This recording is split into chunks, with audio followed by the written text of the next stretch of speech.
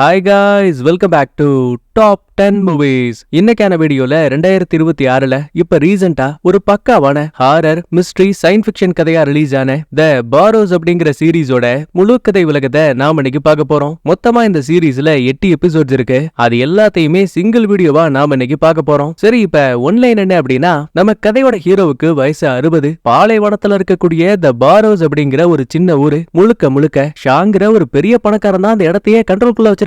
குறிப்பா இந்த இடம் முதியோர்களுக்காக உருவாக்கப்பட்ட ஒரு சின்ன ஊரு. அப்பேற்பட்ட இடத்துக்குள்ள மனைவி இறந்து போன விரக்தியால வரக்கூடிய நம்ம கதையோட ஹீரோ பக்கத்து வீட்டுல படார்னு ஏதோ சத்தம் கேக்குதுன்னு என்ன ஏதுன்னு எட்டி பார்க்க போனவரு அங்க படுபயங்கரமான பல கைகளை கொண்ட விசித்திர ஜந்துவை கவனிக்கிறாரு. சோ இதுக்கப்புறம் என்ன ஆச்சு, உண்மையாவே அந்த மிருகம் என்ன, இந்த பாரோஸை சேர்ந்தவங்களுக்கு அந்த மிருகத்தை பத்தி ஏற்கனவே தெரியுமா தெரியாதா, கடைசியில ஹீரோ அந்த முதியோர் இல்லத்தை விட்டு தப்பிச்சு வந்தாரா இல்லையாங்கிறதா இந்த சீரீஸோட மீதி கதை. உண்மையாவே சும்மா அரட்டி விட்டானுங்க. சோ ஆரம்பத்துல இருந்து கடைசி வரைக்கும் ஃபுல்லா பாருங்க. உங்களுக்காக தான் தேடி கண்டுபிடிச்சு ஒரு சீரீஸை கொண்டு வந்திருக்கேன். ஒரு லைக் பண்ணிட்டு பார்த்தா தப்பு இல்ல, அப்படியே சப்ஸ்கிரைப் பண்ணிட்டு அடுத்து என்ன மாதிரியான சீரீஸ் வேணுங்கிறத கமெண்ட்ல சொல்லுங்க. அப்புறம் இன்னொரு விஷயம், பிரேமா நேச்சுரல்ஸ் அப்படின்னு அம்மாவோட நேம்ல நம்ம ஹெர்பல் ஹேர் ஆயில் ப்ராடக்ட்ஸை சேல் பண்ணிட்டு இருக்கோம். எல்லா விதமான தலைமுடி பிரச்சனைகளுக்குமே நம்ம கிட்ட சொல்யூஷன் இருக்கு. முக்கியமா வாங்கி யூஸ் பண்ண கஸ்டமர்ஸோட நிறைய ரிவ்யூஸும் இருக்கு. உங்கள யாருக்காச்சும் வேணும் அப்படின்னா கமெண்ட் செக்ஷன்ல வாட்ஸ்அப்போட லிங்க் கொடுக்குறேன். செக் பண்ணி உடனே உங்க ஆர்டர்ஸ் பிளேஸ் பண்ணுங்க. அதை விட முக்கியமா இன்ஸ்டாகிராம்ல ஃபாலோ பண்ணாதவங்க அதோட லிங்கையும் கமெண்ட்ல கொடுக்குறேன். செக் பண்ணி ஃபாலோ பண்ணிக்கோங்க. சரி, இப்ப அப்படியே கதைக்குள்ள போலாமா?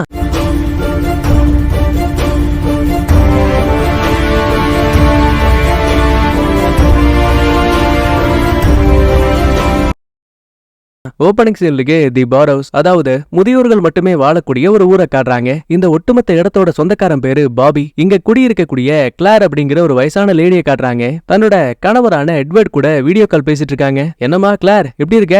நான் நல்லா இருக்கேங்க. நீங்க ஒழுங்கா சாப்பிடுறீங்களா? உடம்ப பாத்துக்கிறீங்களா? எங்க கடந்து நான் தான் உன்னை ரொம்ப மிஸ் பண்ணிட்டு இருக்கேன். அப்புறம் நம்ம புள்ள ஜெஸியை கூட்டிட்டு பார்க்ல பட்டம் வேணும்னு எனக்கு ஆசை. நீ சொன்னீனா இந்த வாரம் சனிக்கிழமை நம்ம வெளியில போலாமா? அட பரவாயில்ல விடுங்க, அதை நான் பாத்துக்கிறேன்னு சொல்லும் போது அந்த எட்வர்ட பாருங்க, சடனா பித்து பிடிச்ச மாதிரி, தங்கம் கதவுக்குள்ள அந்த விசித்திரமான வவ்வால் இருக்கு, நான் அதை பாத்துருக்கிறேன், அந்த வீட்டுல நீ ஜாக்கிரதையாருன்னு ஏதோ ஒரு விஷயத்த பத்தி பேசிட்டு இருக்காரு. அதே டைம்ல ஒரு சில பேரு அந்த எட்வர்ட, சார் நீங்க போன் பேசுனது போதும், முதல்ல கட் பண்ணுங்கன்னு ஐபேட வாங்குறாங்க. சோ இங்கதான் விஷயமே புரியுது. இந்த எட்வர்ட் இருக்கக்கூடியது இந்த ஊருக்குள்ளேயே மேடர் அப்படிங்கிற ஒரு சின்ன ஃபெசிலிட்டி இருக்கு. அதுக்குள்ளதான் எட்வர்ட் இருக்காரு. பொதுவா வயசானவங்களுக்கு ஒரு லிமிட்டுக்கு மேல நடந்த விஷயங்கள் எல்லாம் மறந்து போயிடும். தங்களோட மெமரிஸே ஸ்டேபிளா இருக்காது இல்லையா? அப்பேற்பட்ட ஆட்களை மட்டும்தான் அந்த மேடருக்குள்ள கொண்டு போவாங்க. இதுலயே தெரியுது எட்வர்டோட மனநிலை சுத்தமா சரியில்லைன்னு. கொஞ்ச நேரத்துக்கு அப்புறமா கிளார் அப்படியே அசந்து தூங்க ஆரம்பிக்கிறாங்க. பக்கத்துல டிவி ஓடிட்டு இருக்கு. அப்ப பாருங்க, டிவி அப்படியே ஆட்டோமேட்டிக்கா ஆஃப் ஆகுது. அது மட்டும் இல்ல, அதோட ரிஃப்ளெக்ஷன்ல மேல் பக்க கூரையில இருந்து தலைகீழா ஏதோ ஒண்ணு கிளாருக்கு பக்கத்துல வர மாதிரி தெரியுது.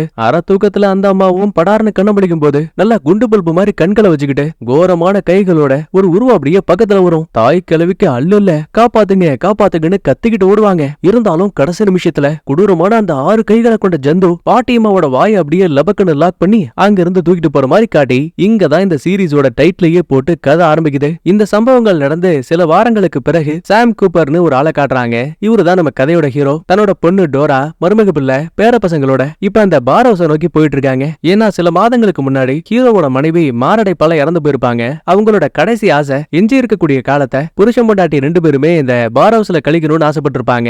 அதுக்காக ஒரு அக்ரிமெண்ட்டும் போட்டிருப்பாங்க. சரி, பொண்டாட்டி இறந்து போயிட்டா அவளோட ஞாபகமா நாம இந்த இடத்துல போய் தங்கலான்னு அரை மனசோட தான் இந்த ஆள் போயிட்டு இருக்காரு. உண்மையை சொல்ல போனா இந்த இடம் ஃபுல்லாவே ஒரு மிகப்பெரிய பாலைவனம். அதுக்கு மத்தியில தான் இந்த பார் ஹவுஸ் இருக்கு. இந்த ரோட்ல ஒரு பெரிய செக்யூரிட்டி பூத் இருக்கும். அதை கிராஸ் பண்ணாதான் பார் ஹவுஸ்குள்ளேயே போக முடியும். அதுக்கப்புறம் ஹீரோவும் இவன் தங்க போற வீட்டுக்கு வருவாங்க. என்னன்னு தெரியுதா? கிளார் தங்கி இருந்த அதே வீடு. லூசின்னு ஒரு லேடி. புதுசா குடி வரக்கூடிய ஆட்களுக்கு இந்த அம்மா தான் வீடு எல்லாம் செட் பண்ணி கொடுப்பாங்க. சார், உங்களுக்கு இந்த இடத்துல எல்லா வசதியும் இருக்கும். அந்த பாத்தீங்களா டிவி மாதிரி இருக்குல்ல, அதுல நீங்க என்ன கேட்டாலும் சரி 24 மணி நேரத்துக்கு உங்களை கண்காணிக்கிறதுக்காகவே இந்த பார் ஹவுஸோட ஸ்பெஷல் டீம் காத்திருப்பாங்க. ஏன்டா டேய், நான் என்ன புட்டி பால் குடிக்கிற பாப்பாவா? என்ன எனக்கு பாத்துக்க தெரியும்னு அந்த ஒயர் பாக்ஸையும் புடிங்கிட்டாங்க. அப்பதான் பேச்சு வாக்கல, ஆமா இந்த வீட்டுல இதுக்கு முன்னாடி குடியிருந்தாங்களே அந்த கிளாருக்கு என்னாச்சு? அது ஒண்ணும் இல்லமா, வயசாயிடுச்சுல, அதான் ஹார்ட் அட்டாக்கால இறந்து போயிட்டாங்க. அதே டைம்ல மருமக புள்ள ஹீரோவுக்காக வாங்கின ஒரு வண்டியை காட்டுவான். ஏண்டா வாங்கினதுதான் வாங்கின, ஒரு காரை வாங்க வேண்டியதானே? ஐயா, பார் ஹவுஸுக்குள்ள ஓட்டுறதுக்கு கை கடக்கமா இந்த வண்டி தான் கரெக்டா இருக்கும். ஆமா, அதுக்கப்புறம் டோராவும் பசங்களை கூட்டிட்டு நான் கிளம்புறப்பா. ஆனா ஒண்ணு, உங்களுக்கு இப்ப கூட வரணும்னு விருப்பம் இருந்தா வந்துருங்க. என்னம்மா பேசிட்டு இருக்க? இந்த பாரு, உங்க அம்மாவோட கடைசி ஆசை இது. அது மட்டும் இல்லாம நான் உங்க கூட தங்கணும்னு ஆசைப்பட்டாலும் நீங்க தூங்குறதுக்கே ஒழுங்கான இடம் இல்ல. உங்களுக்கு இடைஞ்சலா நானும் இருக்க விரும்பல. சரிப்பா, ஏதாவது நான் கால் பண்ணுங்கன்னு சொல்லிட்டு பொண்ணு அழுதபடி அங்கிருந்து கிளம்பிடுவாங்க. மனச கல்லாகிட்டு மனுஷன் அப்படியே கதவு திறந்தா கைப்பிடி பிடிங்கிட்டு வருது. ஆட பாவீங்களா, ஆரம்பமே அசத்தலா இருக்குன்னு ஹீரோ புலம்பிட்டு இருக்கான். திங்ஸ் எல்லாம் ஒன்றை ஒண்ணா அடுக்கி வைக்கும் போது நேரம் போக அன்னைக்கு நைட்டு பக்கத்து வீட்டை சேர்ந்த ஜாக்கன் ஒருத்தன் கையில ஒரு 5 பேரை தூக்கிட்டு உள்ள வருவான். தன்னை இன்ட்ரோ பண்ணிக்கிட்டு இந்த மாதிரி இந்த ஊருக்குள்ள யாரு புதுசா வந்தாலும் சரி அவங்கள நான் தான் வெல்கம் பண்ணுவேன்னு சொல்லுவான். சரி, இப்ப அதுக்கு நான் என்ன பண்ணணும்? பெருசா ஒண்ணு இல்லப்பா. இந்த பாரு, இந்த ஊருக்குள்ள வயசான லேடிங்க நிறைய பேர் இருக்காங்க. நம்மள மாதிரி அழகான பசங்களை பார்த்தா போதும் கொத்தா தூக்கிடுவாங்க. அதனால வாழ்க்கையை இருக்கிற வரைக்கும் என்ஜாய் பண்ண பாரு. எனக்கு கூட ஹார்ட்ல ஆபரேஷன், ஆனா இப்போ நான் குஜால் பண்ணிட்டு தான் இருக்கேன்னு கிழவனுக்கு குசும்பு கொஞ்சம் ஓவரா இருக்குது. நீ எப்ப ஃப்ரீன்னு சொல்லு, செம்மையா விருந்து வச்சு கொண்டாடலான்னு பேசிட்டு இருப்பாரு. அட போயா, இப்போதைக்கு எனக்கு விருப்பம் இல்லைன்னு ஜாக்க அங்க இருந்து அனுப்பிடுவாரு. இறந்து போன மனைவி சம்பந்தப்பட்ட கனவுகளை நினைச்சு காலையில கண்ணு முழிக்கிறாரு. ரம்பத்தை கழுத்துல போட்டு அருகிற மாதிரி கரகரன்னு சத்தம். எட்டி பார்த்தா ஆப்போசிட்ல இன்னொரு வீடு இருக்கு. அங்க மாயான்னு சொல்லிட்டு ஒரு பாட்டி இருக்கிறாங்க. அந்த அம்மாவோட காருக்குள்ள இருந்துதான் கட கடன் சத்தம் கேக்குது. அடி குந்தாணிங்களா, உங்களை வச்சுக்கிட்டு நிம்மதியா கூட தூங்க முடியலன்னு புலம்பிட்டு இருக்காரு. அப்படியே இன்னொரு பக்கத்துல ஒரு காதல் ஜோடியை காட்டுறாங்க. இந்த அம்மாவோட பேரு ஜெசிகா, புருஷன்காரன் பேரு ஆர்த்தோ. அம்மாடி, நான் போய் கால்ஃப் விளையாடிட்டு வரேன்னு ஆர்த்தோ அங்க இருந்து கிளம்பிடுவாரு. கொஞ்ச நேரத்துக்கு அப்புறமா சுத்தி இருக்க சூழ்நிலைகள் பிடிக்காம ஹீரோ இந்த ஊருக்குள்ள இருக்க ஒரு மிகப்பெரிய ஆபீஸ்க்கு வருவாரு. நான் உடனே இந்த இடத்தோட தலைவரான பாபியை பாக்கணும்னு சொல்லும் போது, ஐயோ முதலாளி வெளியில போயிருக்காரு, அவர் வரதுக்கு 2 நாள் ஆகும்னு சொல்லுவாங்க. அப்ப எதிர்ச்சியா அங்க இருக்கக்கூடிய ஒரு சின்ன பெட்டியை கவனிக்கிறாரு. அது ஏதோ ஒரு வகையில இவரோட மனைவியை ஞாபகப்படுத்துது. ஒரு நாள் நைட்டு 2 பேரும் ஜாலியா பாட்டெல்லாம் பிளே பண்ணிக்கிட்டு அப்படியே ரொமான்ஸோட டான்ஸ் ஆடிட்டு இருக்காங்க. அப்ப திடீர்னு என்னாச்சுன்னு தெரியல, மனைவி அப்படியே சுருண்டு விழுந்திருக்காங்க. மூச்சு கூட விட முடியாம அப்படியே கஷ்டப்பட்டு அதே இடத்துல மாரடைப்பு வந்து இறந்து போயிருக்காங்க. இந்த சம்பவங்கள் கண்ணு முன்னாடி இலூஷனா வந்து போக திரும்ப சுயநனவுக்கு வந்த ஹீரோ கிட்ட, சார் நீங்க ஓகேவான்னு கேட்டா அதெல்லாம் ஒண்ணும் இல்ல, பாபி வந்தா எனக்கு உடனே இன்ஃபார்ம் பண்ணுங்கன்னு அங்க இருந்து கிளம்பிடுவாரு. அடுத்து இந்த ஊருக்குள்ள இருக்கக்கூடிய 2 டம்மி போலீஸ காட்டுறாங்க. ஒருத்தனை ஷாட்டா சிக்கன சிறுத்தை குட்டி மாதிரி இருக்கான்ல, இவனை கேடி பையன் மைண்ட்ல வச்சுப்போம். பக்கத்துல இருக்கவன தாடிக்காரன்னு மைண்ட்ல வச்சுப்போம். 2 பேரும் நேரா கம்யூனிட்டி சென்டருக்கு வராங்க. இங்கதான் மாயாவோட சின்ன ஒர்க்கிங் ஷாப் இருக்கு. வாங்க சார் வாங்க, நான் தான் உங்ககிட்ட அப்பவே சொன்னேன்ல இங்க ஏதோ ஒரு திருட்டு பையன் இருக்கான்னு. பாருங்க, என்கிட்ட இருந்த படிக கற்களை யாரோ ஒருத்தன் திருடிட்டு போயிருக்கான். அட, அது என்ன அவ்வளவு விலை மதிப்பானதா? இந்த மாதிரி விலை மதிப்பெல்லாம் கிடையாது, ஆனா அதை என்கிட்ட இருந்து திருடினது தப்பு தானே. ஒழுங்கா அது யாரு என்னன்னு கண்டுபிடிங்க. அட போமா, இதுக்கெல்லாம் கேஸ் போட முடியுமான்னு சிரிச்சுட்டு அங்க இருந்து கிளம்பிடுவாங்க. இதுக்கடையில ஹீரோ அன்னைக்கு நைட்டு டிவி பார்க்க ஆரம்பிச்சிருக்கான். நைட்டு நல்லா புள்ளையாண்டா அசந்து தூங்கிட்டான். காலையில மறுபடியும் இந்த மாயாவோட கார் சத்தம் கேட்டு படார்னு கண்ண முழிக்கிறாரு. வந்த கோவத்துக்கு டூல் பாக்ஸோட நேரா மாயாவோட கார் கிட்ட வந்தவர், கொஞ்சம் விலகுமா, நான் வண்டியை சரி பண்ணி தரேன்னு டக்குன்னு இன்ஜினை பிரிச்சு வேலை பாக்குறாரு. எப்பா நீ என்ன மெக்கானிக்கான்னு கேட்டா, இல்ல நான் ஒரு இன்ஜினியர், இருந்தாலும் மெக்கானிசம் சம்பந்தமான வேலைகளை பாக்குறது எனக்கு பிடிக்கும். அதுக்கப்புறம் வண்டியை சரி பண்ணி கொடுத்துட்டு ஹீரோ கிளம்பும் போது மாயா தேங்க்ஸ் சொல்லுவாங்க. ஆனா நம்ம பையன் கண்டுக்கவே மாட்டேங்கிறான். ஏன்னா பொண்டாட்டி இறந்து போனதால மனுஷன் பெருசா மனசு விட்டு யாருகிட்டையும் பேசக்கூட மாட்டாங்க. அடுத்த நேரா வீட்டுக்குள்ள வந்தவர கையெல்லாம் கழுவிட்டு திரும்ப வெளியில வரும்போது ஹால்ல டம்முன்னு ஏதோ சத்தம் கேக்குது. யாரான்னு பார்த்தா அது நம்ம எட்வர்டு. கையில வேற கத்திய வச்சிருக்காங்க. யோ யாரையா நீ, இங்க என்னையா பண்ணிட்டு இருக்க? நான் என்னோட மனைவி கிளார தேடி வந்தேன். ஓ, இறந்து போன அந்த அம்மாவா? ஆத்தாடி, இவன் மேனரை விட்டு தப்பிச்சு வந்த ஆள்மார் இருக்கானே. பொண்டாட்டி இறந்து போயிடுச்சுன்னு சொன்னா கோவத்துல குத்தி போட்டுருவான் போலன்னு. ஐயா, நான் கிளாரோட ஃப்ரெண்டு தான், சமாதானமா என் கூட வாங்கன்னு பேச்சுவார்த்தை நடத்துவான். ஆனா அந்த ஆளு என் பொண்டாட்டிய நீதாமல ஏதோ ஒண்ணு பண்ணிட்ட. அப்புறம் இந்த மர சுவர்களுக்குள்ள அந்த மர ராட்சச அரக்க ஒளிஞ்சிருக்கான், அவனை நான் விடமாட்டேன். முக்கியமா என் பொண்டாட்டிய கொண்டா ஒன்ன விட மாட்டேன்னு முதல்ல தோள்பட்டையில கத்திய வச்சு ஒரு வெட்டு. உசுரை காப்பாத்திக்கணும்னு எட்வர்டோட கையில இருந்த கத்திய தள்ளி விட்டுட்டு மல்லு கட்டுல நம்மளால அந்த மனுஷனை பிடிச்சுப்பாரு. அதே டைம்ல மேனரை சேர்ந்த ஒரு சில டாக்டர்ஸ் எல்லாம் அங்க ஓடி வந்துருவாங்க.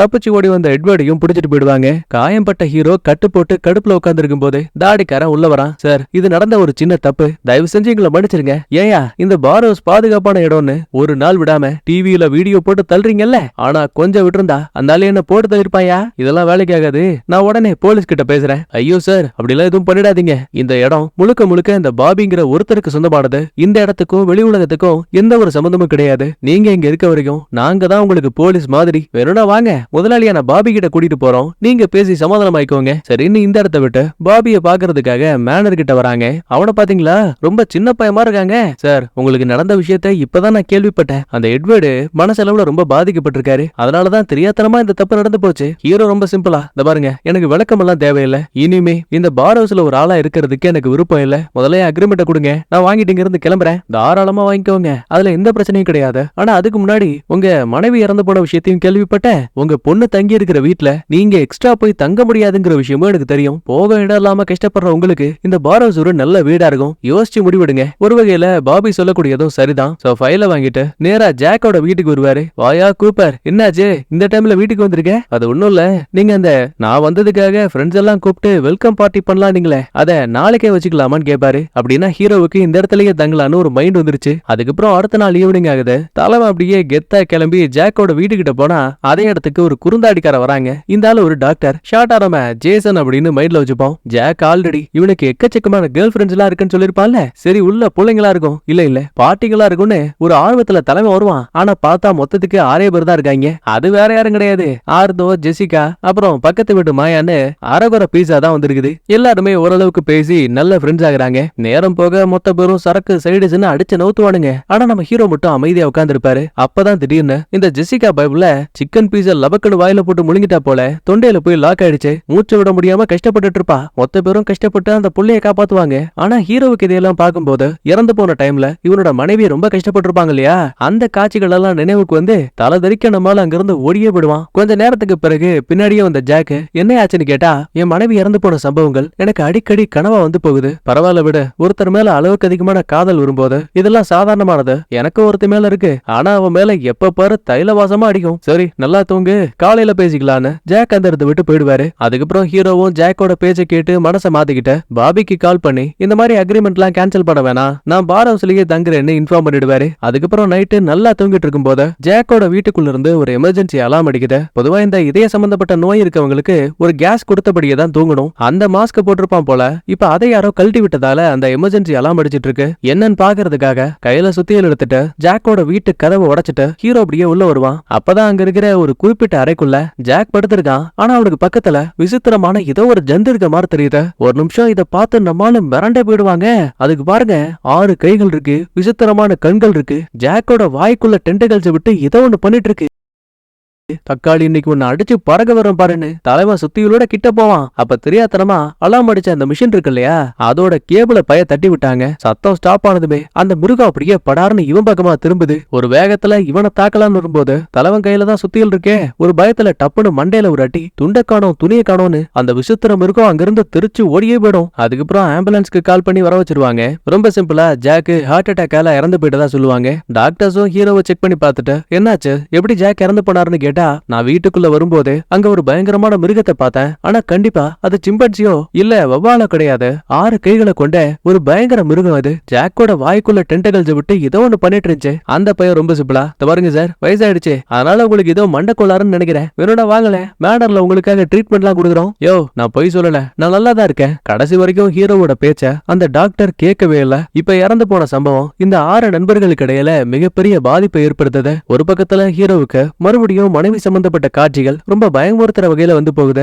நைட் ஃபுல்லா மனுஷன் கையில பேட்டோடய தூங்கி இருக்காரு. கண்ண முழிச்சவருக்கு டோரா கிட்ட இருந்து கால் வருது. அப்பா என்னாச்சு, நைட்ல இருந்து கால் பண்றேன் எடுக்கவே இல்ல. அது ஒண்ணும் இல்லமா, பக்கத்து வீட்டை சேர்ந்த ஃப்ரெண்ட் ஒருத்தர் இறந்துட்டாரு. அச்சச்சோ என்னாச்சுன்னு கேட்டா, அது ஒண்ணும் இல்ல, சும்மா ஹார்ட் அட்டாக்னு சொல்லி முடிச்சிடுவாரு. கூடவே எட்வர்ட்னு ஒரு ஆளு கையில கத்தியோட வீட்டுக்குள்ள வந்தான். என்ன கொல்ல பார்த்தான்னு ஒவ்வொரு விஷயத்தையும் சொல்லும் போது எதர்ச்சியா அங்க இருக்கக்கூடிய மர பலகைகள்ல இந்த எட்வர்ட் கத்திய வச்சு குத்தி இருப்பார் இல்லையா, அந்த கீறல்களை நம்மால கவனிக்கலாம். இப்ப ஹீரோக்குள்ள இருக்க டவுட் என்னன்னா, உண்மையாவே நாம பார்த்த அந்த விசித்திரமான மிருகத்தை எட்வர்டும் பார்த்திருப்பானோ, ஒருவேளை அதை பத்தி தான் மரத்துக்குள்ள மிருகம் இருக்குன்னு பையன் புலம்பிருப்பான் போலன்னு இவராவே ஒரு முடிவுக்கு வராரு. மறுபக்கத்துல ஜெசிகா ஜாக் இறந்து போனதால மனசளவுல பாதிக்கப்பட்டிருக்காங்க. பெருசா அந்த அம்மாவுக்கு சாப்பிட கூட விருப்பம் இல்ல. அதே டைம்ல ஆர்த்தோ, பாருமா நம்மளோட காளான் பண்ணைக்கு நான் போய் ரொம்ப நாள் ஆயிடுச்சு, இன்னைக்கு நான் ஒரு 8 பாத்துட்டு வரேன்னு இவன் ஒரு பக்கத்துல தனியா கிளம்பிட்டான். மாயா ஒரு பக்கத்துல பாட்டிகளுக்கு ஒர்க் அவுட் எல்லாம் சொல்லி கொடுக்க, என்கிட்ட படிகார கற்களால செய்யப்பட்ட ஒரு செஸ் போர்டு இருந்துச்சு, அதோட காயின்ஸ் எல்லாம் ஒன்று ஒன்னா காணா போகுது, யார் எடுக்கிறாங்கன்னு கண்டுபிடிக்க முடியலன்னு இந்த அம்மா சொன்னதுமே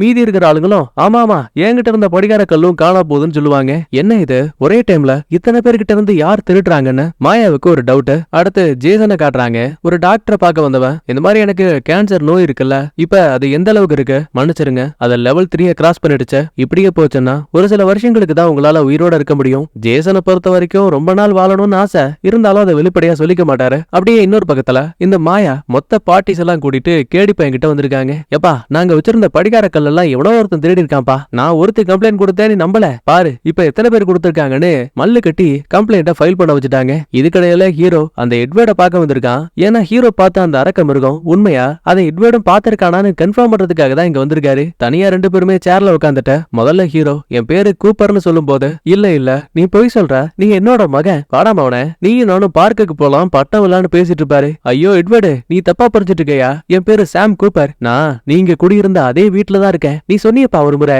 அந்த மரத்துக்குள்ள ஏதோ ஒரு அரக்க இருக்குன்னு, நிஜமாவே அப்படி ஒண்ணு இருக்கா, அந்த மிருகத்தை நீ பாத்திருக்கிறியான்னு கேட்டா ஒரு நிமிஷம் அமைதியான ஆளு மறுபடியும் பித்து பிடிச்ச மாதிரி ஆமா ஆமா உண்மையாவே சுவர்களுக்குள்ள ஒரு அரக்க ஒளிஞ்சிருக்கான், ஏன் அந்த ஆந்தை மிருகத்துல ஒன்ன கூட நான் பிடிச்சேன்னு சொல்லுவாரு. அடங்கொப்புறானே என்னையா சொல்ற, இப்ப அந்த மிருகம் எங்கேயா இருக்கு, அட வெளிச்சத்துக்குள்ளதான் சாவி இருக்கு, உன்னால முடிஞ்சாத தேடி கண்டுபிடி, இந்த மாதிரி திரும்ப திரும்ப பேசிட்டு இருப்பாரு. அப்ப உள்ள வந்த நர்ஸும் சார் தேவையில்லாம எட்வர்ட் கிட்ட பேசாதீங்கன்னு சொன்னல, முதல்ல இங்க இருந்து கிளம்புங்கன்னு ஹீரோவை அனுப்பிடுவாங்க. அப்படியே மறுபக்கத்துல இந்த பார் ஹவுஸை விட்டு ரொம்ப தள்ளி இருக்கக்கூடிய ஒரு சின்ன மர வீட்டை காட்டுறாங்க. இங்கதான் இந்த ஆர்த்தோ வந்திருக்கான். இவன் வளர்க்கக்கூடிய அந்த காளான்களும் இங்கதான் இருக்கு. இவனுக்கு பிடிச்ச புரூக்ஸ் அப்படின்னு ஒரு காக்காவும் இங்க இருக்கு. ஏண்டா தம்பி உனக்கு ஒரு விஷயம் தெரியுமா, என் நண்பன் அந்த ஜாக் இறந்துட்டான், ஆனா அதை விட முக்கியமானது என்னோட பொண்டாட்டி அவன் தாண்டா ஓடிட்டு இருந்தான், எனக்கு இது தெரியாதுன்னு நினைச்சிட்டு இருக்கான், ஆனா பல மாதங்களாவே எனக்கு இத பத்தி எல்லாம் தெரியும், என்ன இருந்தாலும் அவன் என்னோட நண்பனாச்சே. புராண கதைகள்ல இறந்து போனவங்களோட ஆன்மாக்களை காகங்கள் தான் சொர்க்கத்துக்கும் நரகத்துக்கும் கூட்டிட்டு போகுமா, அந்த ஜாக்கு தப்பே பண்ணிருந்தாலும் கூட தயவு செஞ்சு அவனை சொர்க்கத்துக்கு கூட்டிட்டு போன புரூக்ஸ் கிட்ட பேசிட்டு இருக்கான். மறுபக்கத்துல பாருங்களேன், இந்த ஜெசிகா இறந்து போன ஜாக்கோட வீட்டுக்கு வந்தவ அந்த பயலோட சட்டை எடுத்து கட்டி பிடிச்சு ஃபீல் பண்ணிட்டு இருக்கா. சரி இங்கதான் இந்த பஞ்சாயத்துன்னு பார்த்தா ஜேசனை பாருங்களேன், எப்படி இருந்தாலும் நமக்கு கேன்சரால சங்கு கன்ஃபார்ம், அதனால நமக்கு நாமே நல்ல சவப்பெட்டி ஆவாங்களான்னு மாயா கூட சவப்பெட்டி வாங்க வந்திருக்காங்க. அடுத்து ஜெசிகா ஜாக்கோட சட்டை எடுத்துக்கிட்டு அங்க இருந்து கிளம்பலாம் நினைக்கும் போது எதிர்ச்சியா அங்க இருக்கக்கூடிய சுத்தியலை கவனிக்கிறாங்க. உடனே அதை தூக்கிட்டு நேரா ஹீரோ கிட்ட வந்தவங்க, ஆமா ஜாக் இறந்து போனப்ப அவரோட கடைசி நிமிஷங்கள்ல அவரு கூட இருந்தது நீங்க தான், சாகும் போது ரொம்ப கஷ்டப்பட்டாரா, இல்ல இல்ல அவரு நிம்மதியான மரணம் தான் அடைஞ்சாரு, ஓ அப்படியா சரிப்பா, உன்னோட பொருள் ஏதோ ஒன்ன மறந்து வச்சுட்டு போல, இந்த சுத்தில பிடிப்பா, பார்த்தா சைட்ல சாம் கூப்பர்னு ஹீரோவோட பேர் எழுதிருக்கு. மன்னிச்சிட ஜெசிகா, ஜாக்கோட வீட்டு கதவை இது மூலமா தான் உடைச்சிட்டு உள்ள போனேன், அப்படியா சம்பந்தமே இல்லாம எதுக்காக உள்ள போன, இல்ல எமர்ஜென்சி அலாம் சத்தம் கேடுச்சு, நான் உள்ள போகும்போது அவரு ரொம்ப கஷ்டப்பட்டுக்கிட்டு இருந்தாரு. எது கஷ்டப்பட்டாரா, இப்பதான் சொன்னேன் நிம்மதியான மரணம் அடைஞ்சாருன்னு, அது நான் சொன்னது உண்மைதான், நான் போகும்போது கரெக்டா இறந்துட்டாருன்னு பையன் அப்படியே மழுப்புவான். கூடவே எனக்கு வயிறு வலிக்குதுன்னு ஹீரோ எஸ்கேப் ஆடுவான். ஆனா ஜெசிகாவுக்கு இங்கதான் நம்மாலும் மேல சந்தேகமே வருது. உள்ள வந்த ஹீரோ எட்வர்ட் வெளிச்சத்துக்குள்ள சாவின்னு சொல்லிருப்பான்ல, அதை மைண்ட்ல வச்சுக்கிட்டு வீட்டுக்குள்ள இருக்க ஒவ்வொரு லைட்ஸோட கனெக்ஷனையும் பிரிச்சு உள்ள சாவி இருக்கான்னு தேடிட்டு இருக்கான். ஆனா இப்ப வரைக்கும் எந்த ஒரு சாவியும் கிடைக்கல. இது என்ன வம்பா போச்சுன்னு அங்க இருக்க பாத்ரூம் கிட்ட வரும்போது இங்க ஒரு லைட் பாக்குறதுக்கே வித்தியாசமா இருக்க விஷயத்த கவனிக்கிறான். லைட்டா அடிப்பக்கத்தை பிடிச்சு இழுத்தா அது அப்படியே ஓபன் ஆயிடுச்சு. கூடவே உள்ள ஒரு சாவியும் இருக்கு. ஆஹா அப்படின்னா எட்வர்ட் சொன்ன விஷயம் உண்மைதான் போல.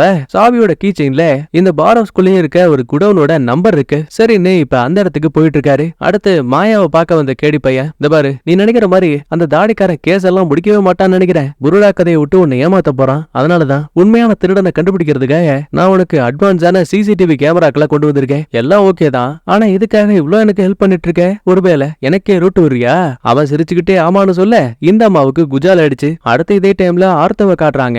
காலான் வேலையெல்லாம் முடிச்சுட்டு கிளம்பலாம்னு நினைக்கும் போது இவன் வச்சிருக்கிற அந்த புரூக்ஸ் இருக்கு இல்லையா, அது சடனா கண்ணா பின்னாடி கத்த ஆரம்பிக்குது. அந்த பக்கமும் இந்த பக்கமும் பறக்க ஆரம்பிக்குது. பையா புரூக்ஸே என்னடா ஆச்சு உனக்கு, ஒழுங்கா நான் சொல்றத கேளு, அது நிக்கவே மாட்டேங்குதே, மேல பறந்து போனது படார்னு தலையிலேயே வந்து இடிச்சு அங்கேயே துடி துடிச்சு அப்படியே இறந்து போகுதுங்க. இது மட்டுமா, வெளியில ஏதோ பயங்கரமான சத்தமும் கேக்குது. பயந்து போனவன் நேரா ஓடி வந்து பார்க்கும்போது பல்லாயிரக்கணக்கான குருவி மாதிரியான ஏதோ ஒரு பறவை வானத்துல கண்ணா பின்னாடி பறக்க ஆரம்பிக்குது. அடடா பாக்குறதுக்கு இது என்ன இவ்வளவு அழகா இருக்கேன்னு ஆரம்பத்துல நம்ம ஆர்த்தோ பார்த்து சந்தோஷப்பட்டாலும் கூட கடைசி நொடியில அந்த பறவைகள் எல்லாம் நேரா தரையில வந்து இடிச்சு அங்கேயே இறந்து போயிடும். நினைச்சு பாருங்க, பல்லாயிரக்கணக்கான பறவைகள் ஒரே டைம்ல இறந்து போனா எப்படி இருக்கும், மனுஷன் அப்படியே தலைகால் புரியாம மிரண்டு போயிருவான். இன்னொரு பக்கத்துல ஹீரோ தனக்கு கிடைச்ச சாவி எடுத்துக்கிட்டு நேரா அந்த குடோனுக்கு வந்து பார்க்கும்போது எட்வர்டுக்கு சொந்தமான நிறைய திங்ஸ் இருக்கு. அதுல ஒரு பெரிய மரப்பெட்டி பெட்டியும் இருக்கு. உடனே அதை அடிச்சு உடைச்சவன் பொறுமையா லைட் அடிச்சபடி அதை திறக்கும் போது உள்ள ஒரு பயங்கரமான கண்ணை பார்த்து நம்மளால மிரண்டே போயிடுவாரு. ஆனா அதுக்கப்புறம் தான் தெரியுது உள்ள இருந்தது மிருகமே கிடையாது, அது வெறும் ஆந்தை பொம்மை. அட கர்மபுட்ச எட்வர்டு, இதைத்தான் பிடிச்சேன்னு சொன்னியானே திட்டினபடி நம்மளால நேரா வீட்டுக்கு வராரு. அடச்ச, நமக்கு அந்த மிருகத்தை பத்தி எந்த ஒரு தகவலும் கிடைக்கலையேன்னு தலைமை அப்படியே புலம்பிட்டு அங்க இருக்க டிவி ஆன் பண்ணும் போது சடனா பாருங்க அந்த ஜெசிகா கொடுத்துட்டு போன சுத்தியல் இருக்கு இல்லையா, அது திடீர்னு பிரகாசமா ஜொலிக்க ஆரம்பிக்குது.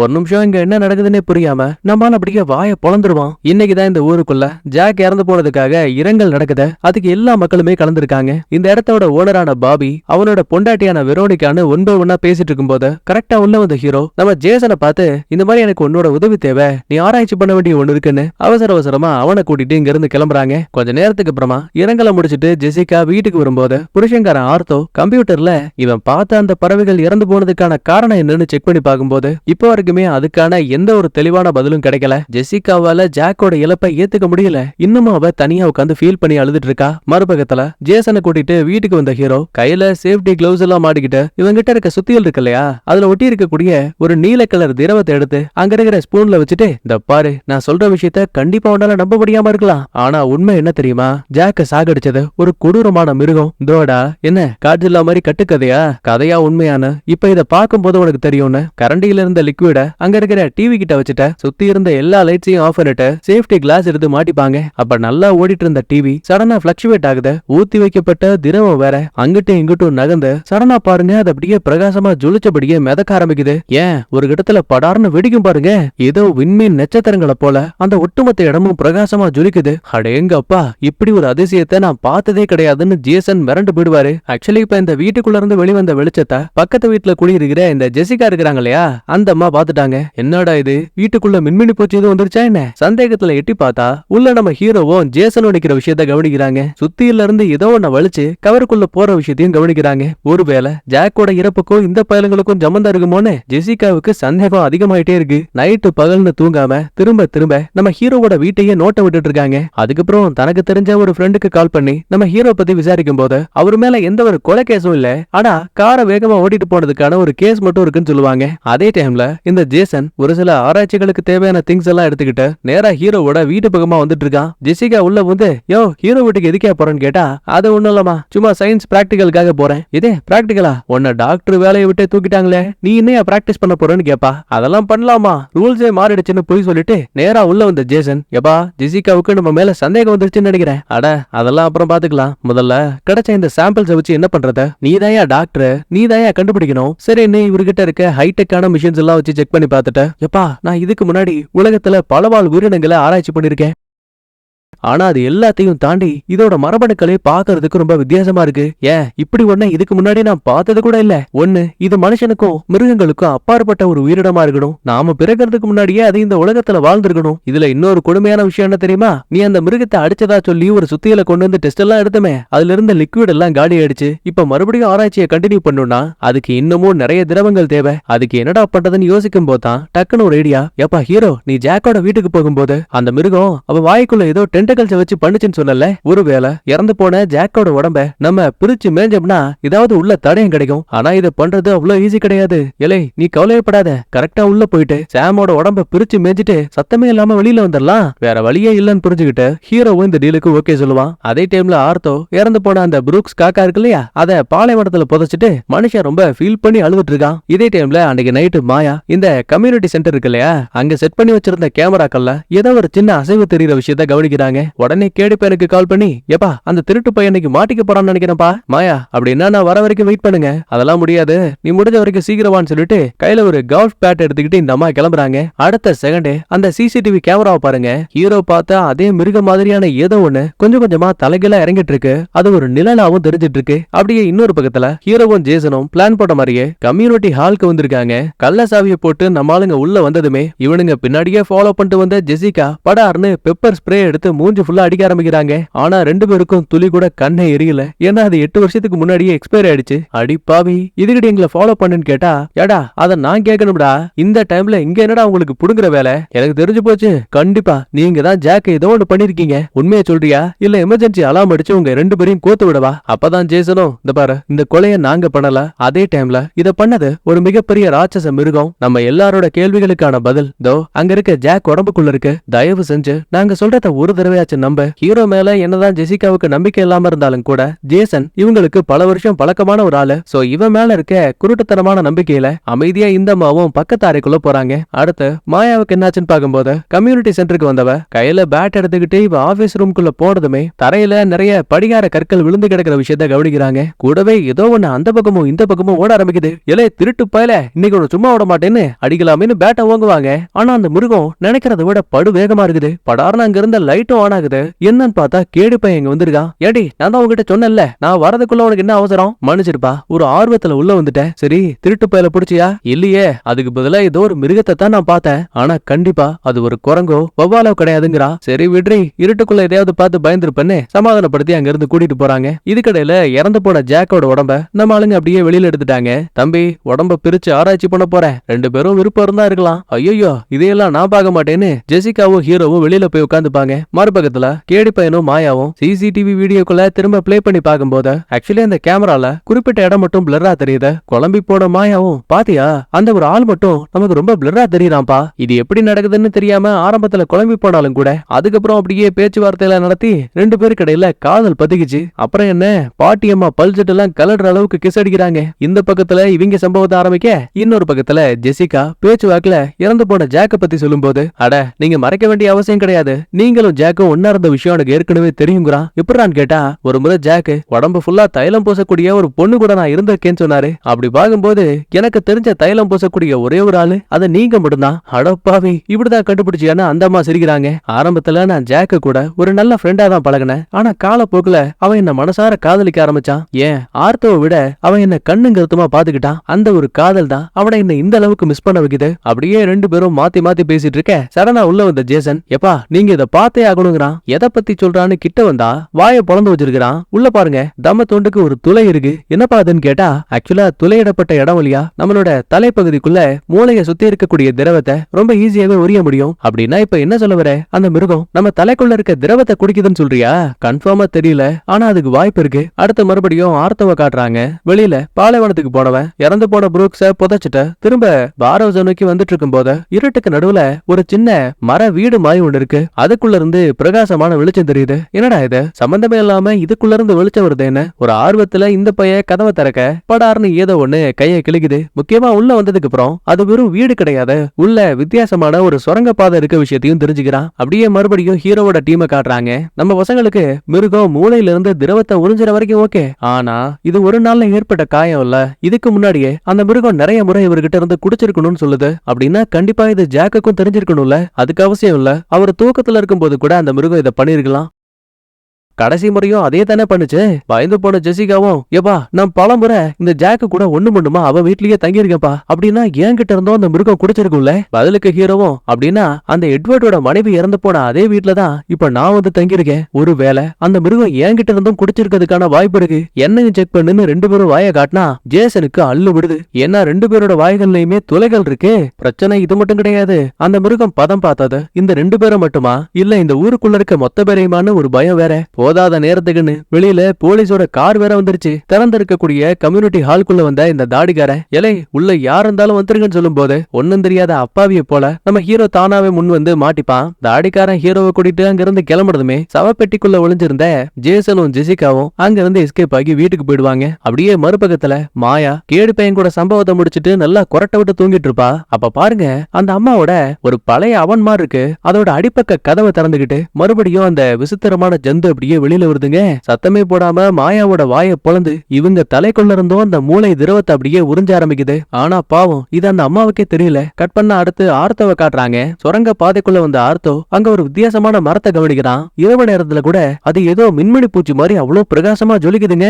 பார்க்கவே ரொம்ப வித்தியாசமான மின்னக்கூடிய ஒரே ஒரு பழம் இருக்கு. என்ன இது, இதுக்கு முன்னாடி இப்படி ஒன்ன பார்த்ததே கிடையாதுன்னு இவன் அந்த பழத்தை பறிக்கும் போது அதுல இருக்கக்கூடிய துகள்கள் இவன் கதவை திறந்து உள்ள வரும்போது ஏற்பட்ட ஒரு சின்ன காயம் இருக்கும் இல்லையா, அதுல பட்டதுமே நொடி பொழுதுல மேஜிக் மாதிரி எப்படியோ சரியாகுது. அட்டேங்கப்பா, இது என்ன காயத்தை குணப்படுத்துது அப்படின்னா இதை சாப்பிட்டா என்ன ஆகும்னு ஒரு ஆர்வத்துல ஆர்த்தோ அப்படியே அவசர அவசரமா சாப்பிட ஆரம்பிக்கிறான். அடுத்த சில நிமிஷங்கள்லயே உடம்பு ரொம்ப பலமான மாதிரி ஃபீல் ஆகுது. நேரா ஒரு சூப்பர் மார்க்கெட்டுக்கு வருவான். அந்த கடைக்கார அம்மாவும் சார் உங்களுக்கு என்ன வேணும்னு கேட்பாங்க.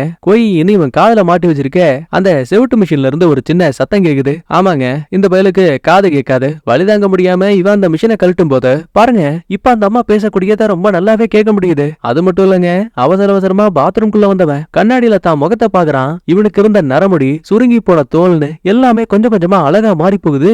இது எல்லாத்துக்குமான காரணம் நம்மால சாப்பிட்ட அந்த ஒரு பழம் தான். அதை நினைச்சபடியே குஜாலாயிட்டு பையன் வெளியில வரும்போது ஒரு திருட்டு பையன் கையில கண்ணோட உள்ள வரான். ஏய் ஒழுங்கா உங்ககிட்ட இருக்க பணத்தை எடுன்னு கடைக்கார அம்மாவை மிரட்டுவான். ஆர்த்தோ இதை பார்த்து சும்மா இருப்பானா, ஒரு கட்டை எடுத்து அந்த திருட்டு பையில அடி அடி நடிச்சு அவனை அங்கேயே மட்டையாக்கிட்டாங்க.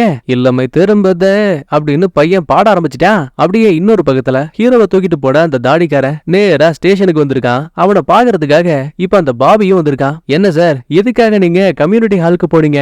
அது ஒண்ணும் இல்ல, இறந்து போன என் ஃப்ரெண்டு ஜாக்க பார்க்க போனேன். அப்படியா? ஆனா நீங்க சொன்னதையும் தாண்டி சம்பந்தமே இல்லாம இறந்து போன ஜாக்கோட வாயை பொளந்து பாத்தீங்க. ஹீரோ கிட்ட பதில் இல்ல. கூடவே பாபி ஒரு கதையை சொல்ல ஆரம்பிக்கிறான். இந்த பாருப்பா, ஒரு ஊர்ல ஒரு சின்ன பையன் இருந்தான். அவன் காட்டுக்குள்ள ஒரு ஓநாய பார்த்தான். இத ஊர் மக்கள் கிட்ட சொல்லும் போது மொத்த கிராமமும் அந்த ஓநாய கொல்லலான்னு வேட்டைக்காக காட்டுக்குள்ள போனாங்க. ஆனா எங்க தேடியுமே அந்த ஓநாய கண்டுபிடிக்க முடியல. சின்ன பையன் தான் போய் சொல்றான்னு பழிய தூக்கி இவன் மேல போட்டாங்க. ஆனா அந்த பயலுக்கு அந்த ஓநாய் மேல இருந்த கோவம் அதிகமாச்சு. தனியா போய் அதை வேட்டையாடலான்னு காட்டுக்குள்ள போனான். ஆனா அது ஓநாய்க்கு சாதகமா போயிடுச்சு. அந்த பயல அப்படியே அடிச்சு கொடூரமா சாப்பிட்டுருச்சு. அதே மாதிரி தேவையில்லாத விஷயத்துல நீ தலையிட்டா நாளை பின்ன அந்த சின்ன பையனுக்கு ஏற்பட்ட நிலைமைதான் உனக்கும். அட பாபி, நீ கதையோட முடிவை ஒழுங்கா சொல்லலப்பா. அதுக்கப்புறம் அந்த ஓநாய ஊர் மக்கள் அடிச்சு கொண்டுட்டாங்க. சிரிச்சுக்கிட்டே பாபியும், பரவாயில்ல, உனக்கு கதை சொல்லக்கூடிய திறமையும் இருக்கு. நான் உங்களை இனிமே எதுவும் கேட்க போறதில்ல. நீங்க தாராளமா வீட்டுக்கு போலாம். அப்புறம் இன்னொன்னு, அந்த எட்வர்ட் இருக்காரு, அவர் இறந்துட்டாரு எப்படின்னு ஹீரோ கேட்கும் போது தூக்கத்திலேயே தான். உனக்கு தெரியும்ல, அவரு மான்ஸ்டர்ஸ பார்த்தேன்னு கதை கதையா விட்டுட்டு இருந்தாரு. அப்புறம் இன்னொன்னு, நீயும் இப்ப மான்ஸ்டர்ஸ பார்த்தேன்னு நிறைய பேர்ட்ட சொல்லிட்டு இருக்கல, பார்த்து ஜாக்கிரதையாரு, நீயும் இறந்துட போறன்னு இன்டைரக்டா ஹீரோவை மிரட்டிட்டு அங்கிருந்து கிளம்பிடுவான். அதுக்கப்புறம் நேரா வீட்டுக்கு வரும்போது ஜேசனும் என்னாச்சு, அந்த பாபி ஒன்னு எதுவும் பண்ணலையான்னு கேட்டா, ஏண்டா நீ வேற, அவன் நினைக்கிற மாதிரி அவ்வளவு நல்லவன் கிடையாது. பேசுனதெல்லாம் வச்சு பார்க்கும்போது கண்டிப்பா நாம பார்த்த அந்த மான்ஸ்டர்ஸ பத்தி அவனுக்கும் தெரிஞ்சிருக்கும்னு நினைக்கிறேன். இருந்தாலும் தெரியாத மாதிரியே நினைச்சிட்டு இருக்கான். அது மட்டுமா, எட்வர்ட் என்கிட்ட மான்ஸ்டர்ஸ பத்தி சொன்னதால அவரையும் இந்த பயலுங்க கொண்டிருக்கானுங்கன்னு நினைக்கிறேன். நாளை பின்ன எனக்கும் அதே நிலைமை வரதுக்கான வாய்ப்பு இருக்குன்னு இன்டைரக்டா மிரட்டிருக்கான். இதை இப்படியே விடக்கூடாது, நாம அந்த மிருகத்தை வேட்டையாடி கொல்லணும். அதுதான் இது எல்லாத்துக்குமான முடிவு. உடனே ஜெசிகாவும், ஏப்பா இந்த அமானுஷமான மிருகம் இருக்க விஷயத்த பத்தி நாம ஏன் மத்தவங்க கிட்ட சொல்லக்கூடாது? அங்கதான் நம்ம தப்பு பண்றோம். இந்த பாரு, இந்த பாராஸ் மொத்தமா அந்த பாபிக்கு சொந்தமானது. சின்ன குழந்தை கூட நாம சொல்லக்கூடிய இந்த அரக்க கதையை நம்பாது. எல்லாம் ஓகே தான், ஆனா அந்த மிருகம் எங்க இருக்குன்னே தெரியாம எப்படி அதை பிடிக்க போறோம்? அப்பதான் ஜேசன் ஒரு ஐடியா கொடுப்பாரு. இந்த பாருப்பா, அந்த மிருகத்துக்கு உணவு என்ன? நம்ம மூளைக்குள்ள இருக்க திரவம் தானே. அதையே ஒரு பொறியா பயன்படுத்தும் போது கண்டிப்பா அந்த மிருகம் நம்ம வலையில மாட்டோம். எப்பா, திரவத்தை கொடுக்கக்கூடிய ஆள் யார் இருக்காங்க? முதல்ல ஜேசன் ஜெசிகாவை பாக்குறான். எப்பாடே, எனக்கு வாழணும் ஆசை இருக்கு, என்கிட்ட எல்லாம் வராத. அடுத்து ஹீரோவை பாப்பான். முடியாதுன்னு சொல்ல முடியாது. வேற வழி இல்லாம சம்மதிக்கும் போது ஒரு ஊசிய தொண்டைக்குள்ள இறக்கி அப்படியே அந்த மூளை திரவத்தை உறிஞ்சி எடுத்துப்பானுங்க. இதே டைம்ல வெளியில போன ஆர்த்தோ இப்பதான் வீட்டுக்கே வரான். ஜெசிகா வீட்ல இல்லங்கிறத ஒரு பக்கத்துல இருக்கட்டும், அதே டைம்ல கபோர்டுக்குள்ள இந்த ஜாக்கோட சட்டை இருக்க விஷயத்த பாத்துட்டான். அடி பாவி, அவ செத்து போயும் கூட உனக்கு ஆசை போகலையான்னு தலைவன் கடுப்புல சரக்கடிக்கலான்னு வெளியில கிளம்பிட்டான். அப்படியே இன்னொரு பக்கத்துல நம்ம ஜெசிகாவும் ஹீரோவும் நேரா டோராவோட வீட்டுக்கு வந்திருக்காங்க. எதுக்குடான்னு பார்த்தா இவருக்கு தேவையான ஒரு சில ஆயுதங்கள் இங்க இருக்கான். என் பொண்ணு வேலைக்கு போயிருக்கா, அதுக்குள்ள நம்ம எடுத்துட்டு இங்க இருந்து கிளம்பணும்னா கேரேஜோட கதவை திறந்து உள்ள வந்தவங்க அங்க எக்கச்சக்கமான பழைய டிவிஸ் இருக்க விஷயத்த கவனிக்கிறாங்க. ஏயா, இந்த டிவியவா ஆயுதம் சொன்ன? ஆமாமா, ஆக்சுவலா அந்த மிருகத்தோட ரத்தத்தை நாங்க டிவிக்கு முன்னாடி வைக்கும் போது அதுல இருந்து வெளிவந்த ஃப்ரீக்வன்சியால அந்த ரத்தமே பயங்கரமா அஃபெக்ட் ஆகி வெடிச்சு போயிடுச்சு. சோ அப்படி பார்க்கும்போது இந்த டிவில இருக்க சிக்னல்ஸ கரெக்டான ஃப்ரீக்வன்சில பயன்படுத்தும் போது அந்த மிருகத்தை கூட நம்மளால ஈஸியா அழிக்க முடியும். இந்த மாதிரி பேசிட்டு இருக்கும் போது கரெக்டா டோரா படார்னு கதவு தருகிறாங்க. யோ நைனா, நீ இங்கே பண்ணிட்டு இருக்க? ஆமா, இந்த பொம்பளை யாரு? என்னோட சித்தியா? ஐயோ டோரா, அப்படிலாம் எதுவும் கிடையாதுமா. நான் இங்க வந்தது இங்க இருக்கக்கூடிய டிவிஸ் எல்லாம் எடுத்துட்டு போறதுக்காக. பாரோஸ்ல ஒரு சின்ன காம்படிஷன் நடக்க போகுது, அதுக்காக தான் இதெல்லாம் கொண்டு போலான்னு பார்த்தேன். இல்லப்பா, நீங்க பொய் சொல்றீங்கன்னு நினைக்கிறேன். நான் அத்தனை கால் பண்ணேன், இதுக்குமே நீங்க ரிப்ளை பண்ணல. இங்க பாருங்க, அம்மா இறந்து போனதுல உங்களுக்கு மட்டும் இல்ல, எனக்கு வருத்தம் இருக்கு. ஆனா நீங்க என்ன பத்தி கவலை கூட பட மாட்டீங்கன்னு அழுதபடியே பேசிட்டு டோரா அங்க இருந்து கிளம்பிட்டா. அடுத்து மாயாவை காட்டுறாங்க. இந்த புள்ளியோட அந்த கம்யூனிட்டி சென்டர் ஆபீஸ் இருக்கு இல்லையா, அங்க திருட்டு பையில பிடிக்க போயிட்டு திரும்ப வந்ததுக்கு அப்புறமா இந்த தாடிக்கார போலீஸ் இருக்கான் இல்லையா, அவன் அதே இடத்துக்குள்ள போயிருக்கான். அங்க இருக்கிற படிகார கல்ல மட்டும் ஏதோ ஒரு காரணத்தால எடுத்துட்டு போயிருக்கான். மாயாவுக்கு இத வீடியோல பார்த்து செம ஷாக்கு. யாரா அவன், சம்பந்தமே இல்லாம இதுக்காக உள்ள வந்தான ஒரு சந்தேகத்துல இந்த பயலோட முகத்தை அப்படியே கூகுள்ல ஸ்கேன் பண்ணி பார்க்கும்போது இந்த அம்மாவுக்கு ஒரு திடுக்கிடும் தகவல் தெரிய வருது. எக்ஸாக்டா இதே தாடிக்காரனோட போட்டோ போட்டு சிறை காவலாளி மிகப்பெரிய விபத்துல இறந்து போயிட்டதா செய்தி போட்டிருக்கு. அதுலயும் வருஷத்தை பாருங்க, 1975. இப்ப நடக்கக்கூடிய வருஷமோ 2020. இறந்து போனப்ப அந்த பயலோட வயசு இப்ப இருக்கக்கூடிய வருஷம்னு எல்லாத்தையும் கணக்கு பண்ணா கிட்டத்தட்ட 80 வயசுக்கும் மேல இருக்கும் போலங்க. ஆனா இத்தனை வருஷம் எப்படி ஒருத்தனால உயிரோட இருக்க முடியும்னு இந்த அம்மாவுக்கு ஒரு குழப்பம் உருவாகுது. அதே டைம்ல ஆர்த்தோ பொண்டாட்டியை நினைச்சு சோகத்தோட பையன் பாருக்கு வந்திருக்கான். ஜம்முன்னு ஒரு சரக்கு போடும்போது பக்கத்திலேயே அந்த பாபியோட பொண்டாட்டி வெரோனிகா உட்கார்ந்துருக்கா. லைட்டா ஆர்த்தோ கிட்ட பேச்சு போட்ட ரெண்டு பேரும் சரக்கு அடிக்க ஆரம்பிக்கிறாங்க. இவன் தான் சொந்த கதை சோக கதை எல்லாத்தையும் அந்த வெரோனிகா கிட்ட கக்கிட்டு இருக்கான். மறுபக்கத்துல வீட்டுக்கு வந்த ஹீரோ டிவிஸ் எல்லாம் ஒன் பை ஒன்னா செட் பண்ணிட்டு இருக்கான். நம்ம ஜேசன் ஒரு பக்கத்துல ஒரு போலியான பொம்மையை ரெடி பண்ணி அதோட வாய்க்குள்ள லிக்விட செட் பண்ணி வச்சிருக்கான். ஏன்னா தத்ரூபமா இருந்தாதான் அந்த மிருகம் உள்ள வரும்னு இவங்களுக்குள்ள ஒரு நம்பிக்கை. இதுக்கடையில இந்த மாயா இறந்து போனதா செய்தியை பார்த்த தாடிக்கார போலீஸ் இருக்கா இல்லையா, அவனோட உண்மையான அட்ரஸை கண்டுபிடிச்சு நேரா அந்த இடத்துக்கு வந்திருக்காங்க. கதவை திறக்கிற ஆளுக்கு கிட்டத்தட்ட வயசு 70க்கும் மேல இருக்கும். கேட்டா இவன் தான் அந்த தாடிக்காரனோட புள்ளங்கிறாங்க. ஆமா, உங்க அப்பாவுக்கு என்னாச்சுன்னு கேட்டா பெருசா ஒண்ணும் இல்ல, எங்க அப்பா ஜெயில சிறை காவலாளியா வேலை பார்த்தாரு. எதர்ச்சியா ஒரு நாள் வெளியில போகும்போது ஏற்பட்ட விபத்தால அவரு காருக்குள்ளேயே எரிஞ்சு இறந்து போயிட்டாரு. உடல் மொத்தமா கருகி போனதால அந்த உடம்ப நாங்க கூட தெளிவா பார்க்கல, நீங்களே பாருங்கன்னு கையில ஒரு சில ஆல்பம்ஸ் எல்லாம் கொடுக்குறாங்க. அதுல இந்த தாடிக்காரனும் முதலாளியான பாபியும் ஒன்னா உட்கார்ந்து இருக்க மாதிரியான போட்டோ இருக்கு. என்னடா இது, தாடிக்காரன் தான் இப்ப வரைக்கும் இளமையா இருக்கான்னு பார்த்தா இந்த பாபி இவ அப்படி இளமையா இருக்கான்னு இந்த அம்மாவுக்கு ஒரு ஷாக்கு. அடுத்து பார்ல இருக்கக்கூடிய ஆர்த்தோ கிட்ட இந்த வெரோனிகா பேச ஆரம்பிக்கிறா. ஏப்பா, உன் பொண்டாட்டி உனக்கு எவ்வளவு பெரிய துரோகத்தை பண்ணிருக்கா, அவளை இன்னும் நீ காதலிக்கிறேன்னு உன் வாழ்க்கையை கெடுத்துட்டு இருக்க. நான் என்ன சொல்றேன், உன்னை ஏமாத்தின அந்த பொம்பளைய கத்திய வச்சு பச்சைக்கு பச்சைக்கடு குத்தி சோழிய முடிச்சிரு, அப்பதான் உனக்கும் நிம்மதியா இருக்கும்பா. இத சொல்லி முடிக்கக்கூடிய அதே டைம்ல சடனா ஆர்த்தவுக்கு பயங்கரமா வயிறு வலிக்க ஆரம்பிக்குது. ஒரு சில நொடிகள்லயே அவனோட கருமை முடி வெள்ளையா மாறி போகுது. இத கண்ணுக்கு நேரா வெரோனிகாவும் பாக்குறாங்க.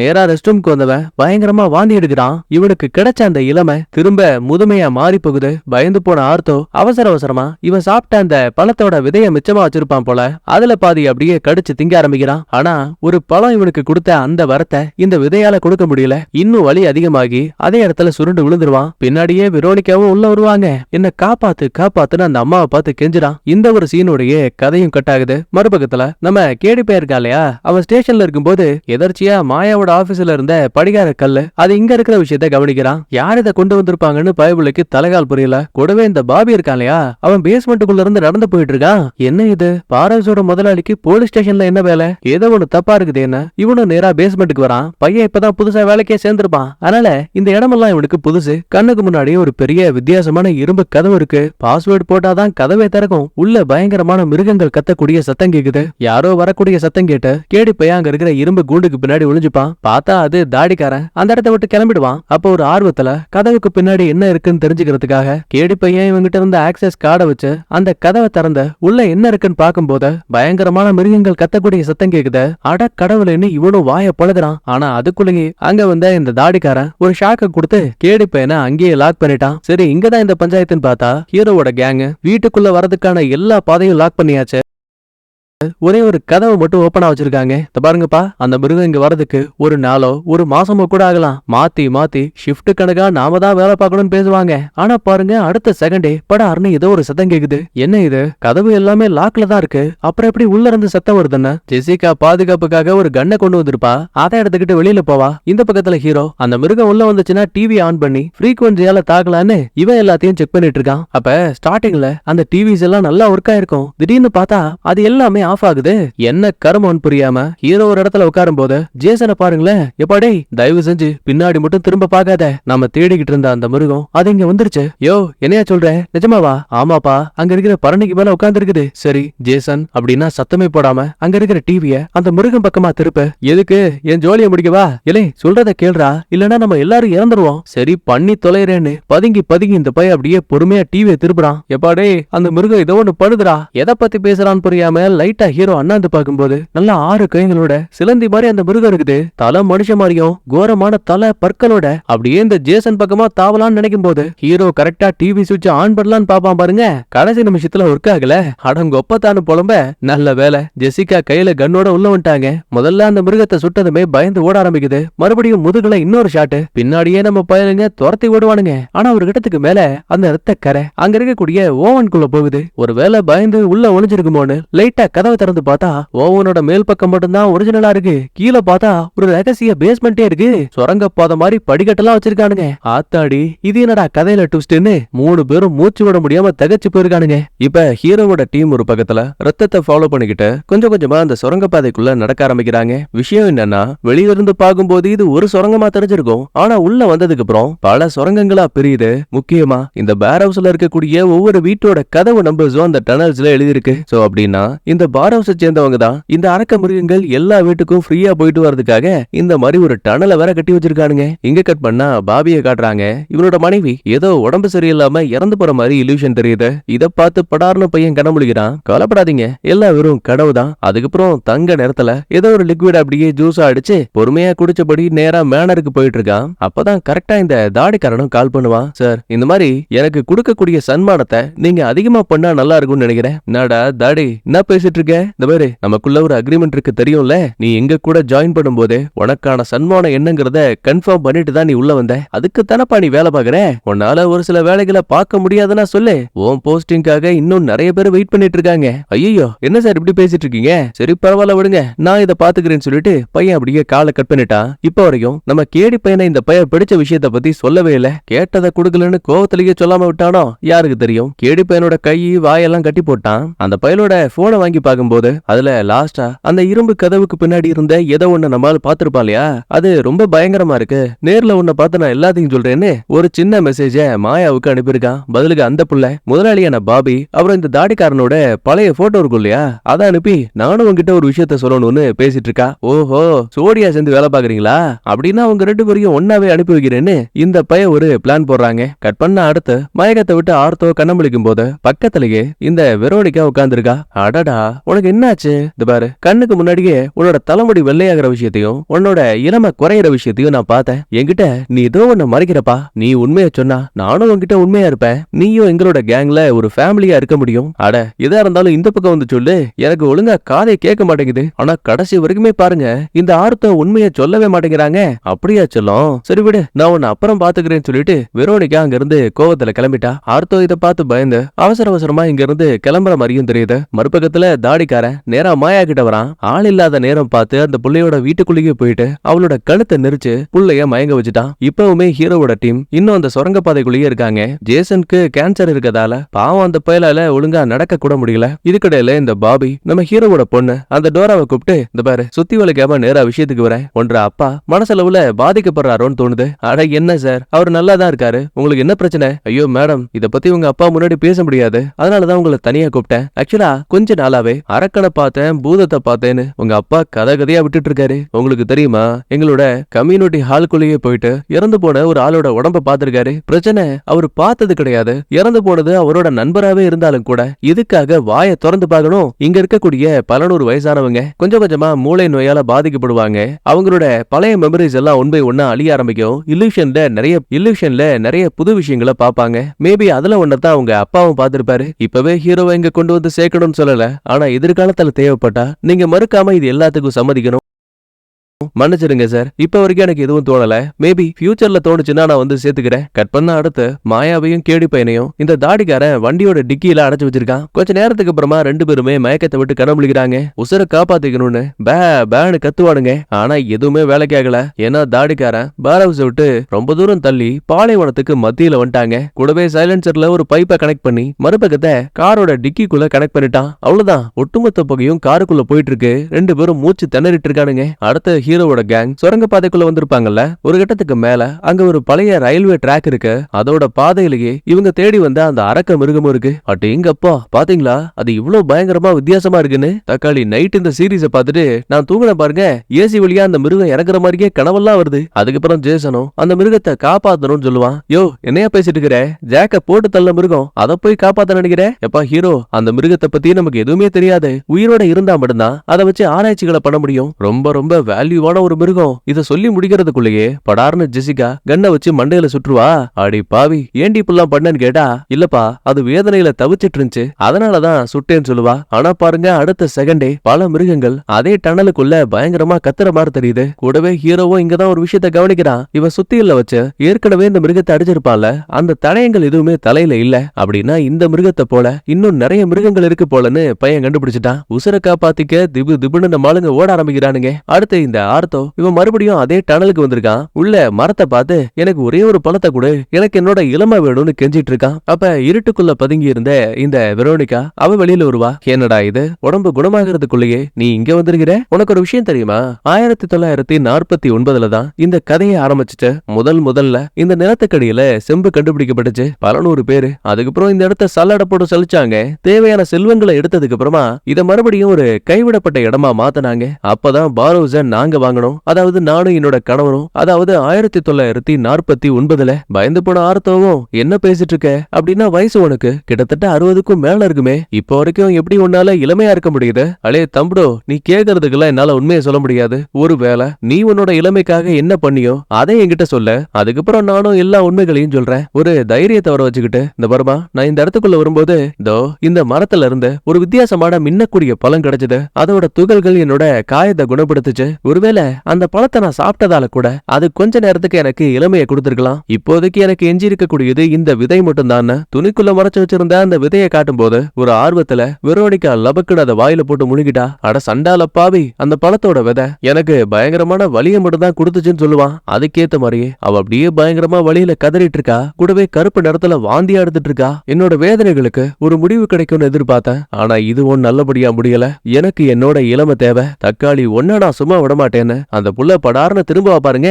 மூஞ்ச பாருங்கய்யா, பாக்குறதுக்கே அந்த புள்ள ஏதோ ஒரு பயங்கரமான அரக்க மாதிரி இருக்கா. அத்தாடியே ஆளவுரா சாமின்னு பையன் அப்படியே சுரங்கத்தோட மறுபக்க பாதையில ஓடிட்டு இருக்கான். அடுத்து தாடிக்கார மறுபடியும் மாயாவை கார்ல கட்டி போட்டு வச்சிருக்கான். ரெண்டு பேருமே இன்னும் முழுசா சாகல. ஒரு மலையோட உச்சியில இருந்து தள்ளி விட்டு இது ஒரு விபத்து மாதிரி பையன் செட் பண்ண பாக்குறான். மாயா சும்மா கிடையாது. அசந்த நேரத்துல படார்னு கண்ணம் பிடிச்சவ அந்த பையனோட இடுப்புல இருந்த ஒரு ஷாக்கிங் டிவைஸ வச்சு கழுத்துலயே ஷாக்க கொடுத்து அவனை மட்டையாக்கிடுவா. அவசர அவசரமா கூடவே கேடி பையனும் காரை விட்டு இறங்கிடுவான். மாயாவும் எஸ்கேப் ஆயிடுவா. இவங்களை பிடிக்கிறேங்கிற பேர்ல தாடிக்கார மறுபடியும் கிட்ட வரலாம்னு நினைக்கும் போது தெரியாதனமா ஆக்சிலேட்டர் மிதிச்சிருவான். அப்புறம் என்ன, வண்டி அப்படியே அங்க இருக்க பள்ளத்துக்குள்ள 4-5 டைவ் அடிச்சு ஆளு அல்பாயுசுல மேல போயிட்டான். இப்ப சுரங்கத்தோட மறுபக்கத்துக்குள்ள வந்த இந்த ஆர்த்தோ இருட்டுக்குள்ள சின்னோண்டு லைட்டரை வச்சு போயிட்டு இருப்பாங்க.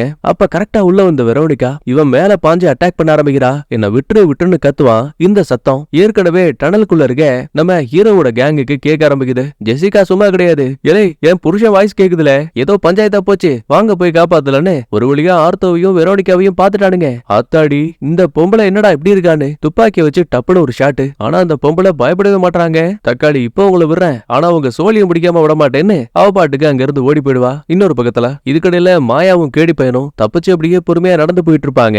அப்பதான் வழியில நம்ம ஹீரோவோட கேங் வரக்கூடிய விஷயத்த கவனிக்கிறாங்க. அப்புறம் என்ன, இவங்களையும் பிக்கப் பண்ணியாச்சு. அப்புறம் இறந்து போனதா நினைச்ச தாடிக்காரர் இருக்கா இல்லையா, அந்த பயலோட உடம்புக்கு பக்கத்துல இப்ப இந்த வெரோனிகா வந்து நிக்கிற மாதிரி தெரியுது. அடுத்து எஸ்கேப் ஆன மொத்த பேரும் இவங்க பார்த்த அந்த அரக்க மிருகங்களை பத்தியும் அப்புறம் மாயாவுக்கு கிடைச்ச தாடிக்காரன் பாபின்னு இவங்களோட வயசான புகைப்படங்களையும் ஷேர் பண்ணிப்பாங்க. பதிலுக்கு கேடி பையனும், இந்த பாருங்கப்பா, என்ன அந்த தாடிக்காரன் பிடிக்கும் போது அவன் ஒரு தங்க நிற திரவத்தை குடிக்கிற விஷயத்த நான் பார்த்தேன். பதிலுக்கு ஜேசனும், ஏப்பா நீ சொல்ற விஷயத்த பார்த்தா ஒருவேளை அந்த மான்ஸ்டர்ஸ் வச்சு அவங்க ஏதோ ஒரு திரவத்தை உருவாக்குவாங்கன்னு நினைக்கிறேன். ஆனா புரியாத விஷயமே, அந்த மிருகத்தோட ரத்தம் நீல நிறத்துல இருக்கும்.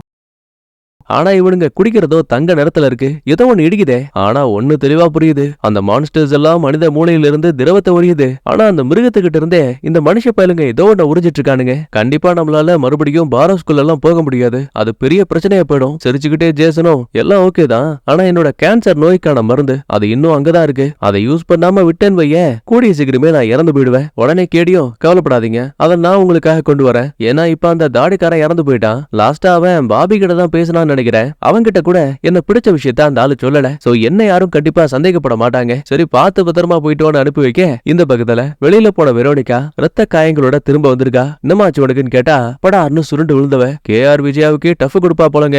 அந்த ஆக்டிங் போடுவா. அவங்க என்ன தாக்கிட்டாங்கன்னு குண்டடிப்பட்ட காயத்தை காட்டும் போது கவலைப்படாத இதெல்லாம் சரியா போயிடும்னு ஒரு பாத்திங் டப்பு ஃபுல்லாவே இவனுங்க குடிக்கக்கூடிய அந்த தங்க நிற லிக்விட வச்சிருக்கானுங்க. அதுல இந்த புள்ளைய படுக்க வச்சதும் போதும் மடக்கு மடக்குன்னு குடிக்க ஆரம்பிக்கிறா. கொஞ்சம் கொஞ்சமா அவளோட காயங்கள் குணமாகிற மாதிரியும் தெரியுது. என்னையே அவங்க தாக்கிட்டாங்க, நீங்க அவங்கள சும்மா விடக்கூடாதுன்னு சொன்னா கவலைப்படாதமா உனக்காக நான் அவங்கள வச்சு செய்வேங்கிறான். நேரம் போக அன்னைக்கு நைட்டு நம்ம ஹீரோவோட கேங்கும் திரும்ப ஏதாவது பாதுகாப்பான இடத்துக்கு போலான்னு பேசிட்டு இருக்கும் போது கரெக்டா அதே இடத்துக்கு பாபியோட கேங் வந்துட்டானுங்க. ஹீரோ ரொம்ப சிம்பிளா வாங்க அடிச்சு சும்மா சம்பவம் செய்வோம். ஜேசன் உள்ள பூந்து அட என்னையா பேசிட்டு இருக்க, 50 வயசு தாத்தாவாயிட்டோம், இதுக்கப்புறம் என்ன நீ சண்டை போட போறேன்னு மொத்த பேரும் சரண்டர் ஆயிடுவானுங்க. திரும்ப மொத்த பேரையும் மேனருக்கு தூக்கிட்டு வந்துட்டாங்க. ஜேசனை தவிர மத்த எல்லாரோட கைகளும் கட்டப்பட்டிருக்கு. யோ டாக்டர் என்னையா உன்னை மட்டும் ஃப்ரீயா விட்டுருக்கானுங்க. இளைய பசங்களா கொஞ்சம் அமைதியா இருங்க. ஆக்சுவலி அவங்க நம்ம கிட்ட ஒரு டீலுக்கு வந்திருக்காங்க. அப்படியா என்ன டீலு? இந்த பார் ஹவுஸ்ல இருக்க எல்லார்கிட்ட இருந்தோம் அவங்க மூளை திரவத்தை மிருகங்கள் மூலமா எடுத்துட்டு இருக்காங்க. இந்த உண்மை நமக்கு தெரிஞ்சதால இனிமே இத பத்தி யாருகிட்டயும் பேசவும் கூடாது.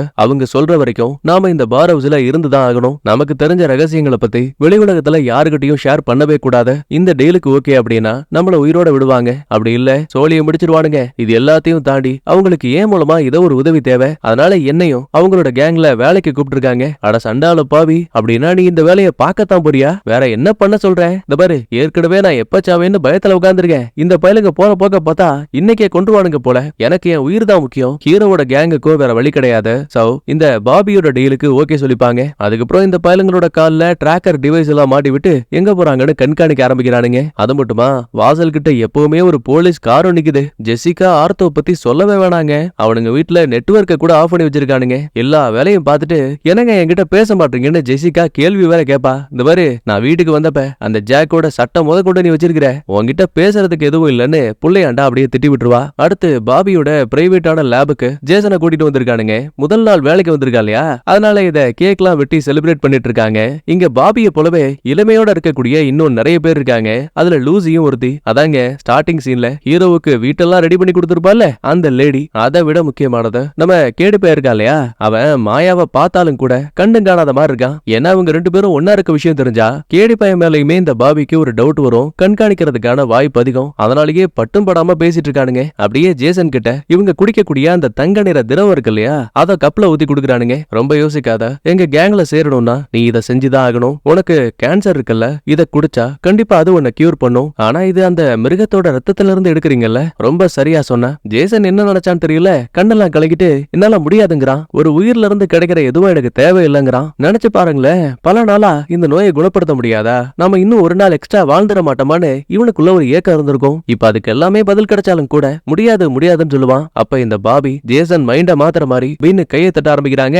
மொத்த பேரும் இதே மாதிரியே சொல்லும் போது ஒரு வேகத்துல படார்னு அதை எடுத்து குடிச்சிருவான். அப்படியே இன்னொரு பக்கத்துல நம்ம ஹீரோ இவன் உருவாக்கி வச்சிருக்க அந்த டிவிஸ் இருக்கு இல்லையா, அதை மறுபடியும் சரி பண்ணி ஒர்க் பண்ண பாக்குறான். ஆனா அது வேலைக்கு ஆகல. ஏதோ ஒரு சின்ன தப்ப திரும்ப திரும்ப பண்ணிட்டு இருக்கான் போல. கூடவே ஆஃப் ஆன டிவியில இவன் பொண்டாட்டியோட இல்யூஷனை பார்த்து பையன் பதறி அடிச்சுக்கிட்டு வெளியில ஓடி வரான். பக்கத்து வீட்டு ஆர்த்தோ உள்ள போந்து என்னையாச்சு உனக்கு எதுவும் பிரச்சனையா, அதெல்லாம் ஒண்ணும் இல்லன்னு ஹீரோ சமாளிக்கிறான். அப்புறம் ஜேசனை பாருங்க, அந்த பையன் ஃபுல் போத. ஏன்னா இவனுக்கு இருந்த கேன்சர் இவன் குடிச்ச அந்த திரவத்தால கொஞ்ச நேரத்துக்கு வலிய மறந்து பையன் ஆட்டம் போட்டுட்டு இருக்கான். அதே டைம்ல பாபி உள்ள போந்து இங்க பாரு, இந்த திரவங்கள் தான் எங்களோட இளமைகளுக்கான காரணம். அப்புறம் நீ நினைக்கிற மாதிரி அந்த அரக்க மிருகங்கள் கிட்ட இருந்து நாங்க அந்த ரத்தத்தை பிரிச்சு எடுக்கல. அந்த மிருகங்களுக்கும் ஒரு அம்மா இருக்குது, அதோட உடம்புல இருந்து தான் ரத்தத்தை பிரிக்கிறோம். ஆனா கொஞ்ச நாளாவே மதருக்கு உடம்பு சரியில்லை, சாகிற நிலைமையில இருக்காங்க. அவங்கள நீ தான் காப்பாத்தணும். அதே டைம்ல நிரந்தரமா இந்த இளமைக்கு ஒரு தீர்வை கண்டுபிடிக்கணும். எல்லாம் ஓகே தான், ஆனா அதுக்கு முன்னாடி நான் அந்த மதரை பார்த்தாகணும். அதுக்கப்புறம் ரொம்ப பாதுகாப்பா இருக்கக்கூடிய ஒரு அறைக்குள்ள வராங்க.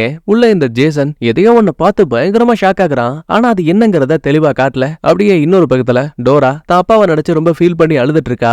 ஏன்னா கொஞ்ச நாளாவே அந்த மனுஷன் ஒழுங்கா பேசுறது கூட இல்ல. அப்ப கூட புருஷங்காரன் தான் உள்ள புந்து ஆறுதல் சொல்லிட்டு இருக்கான். இன்னொரு பக்கத்துல மாயா வழக்கம் போல ஒரு கஃபேக்கு போகும்போது பின்னாடி இருந்து ஒரு கை இந்த புள்ளைய தொடுது.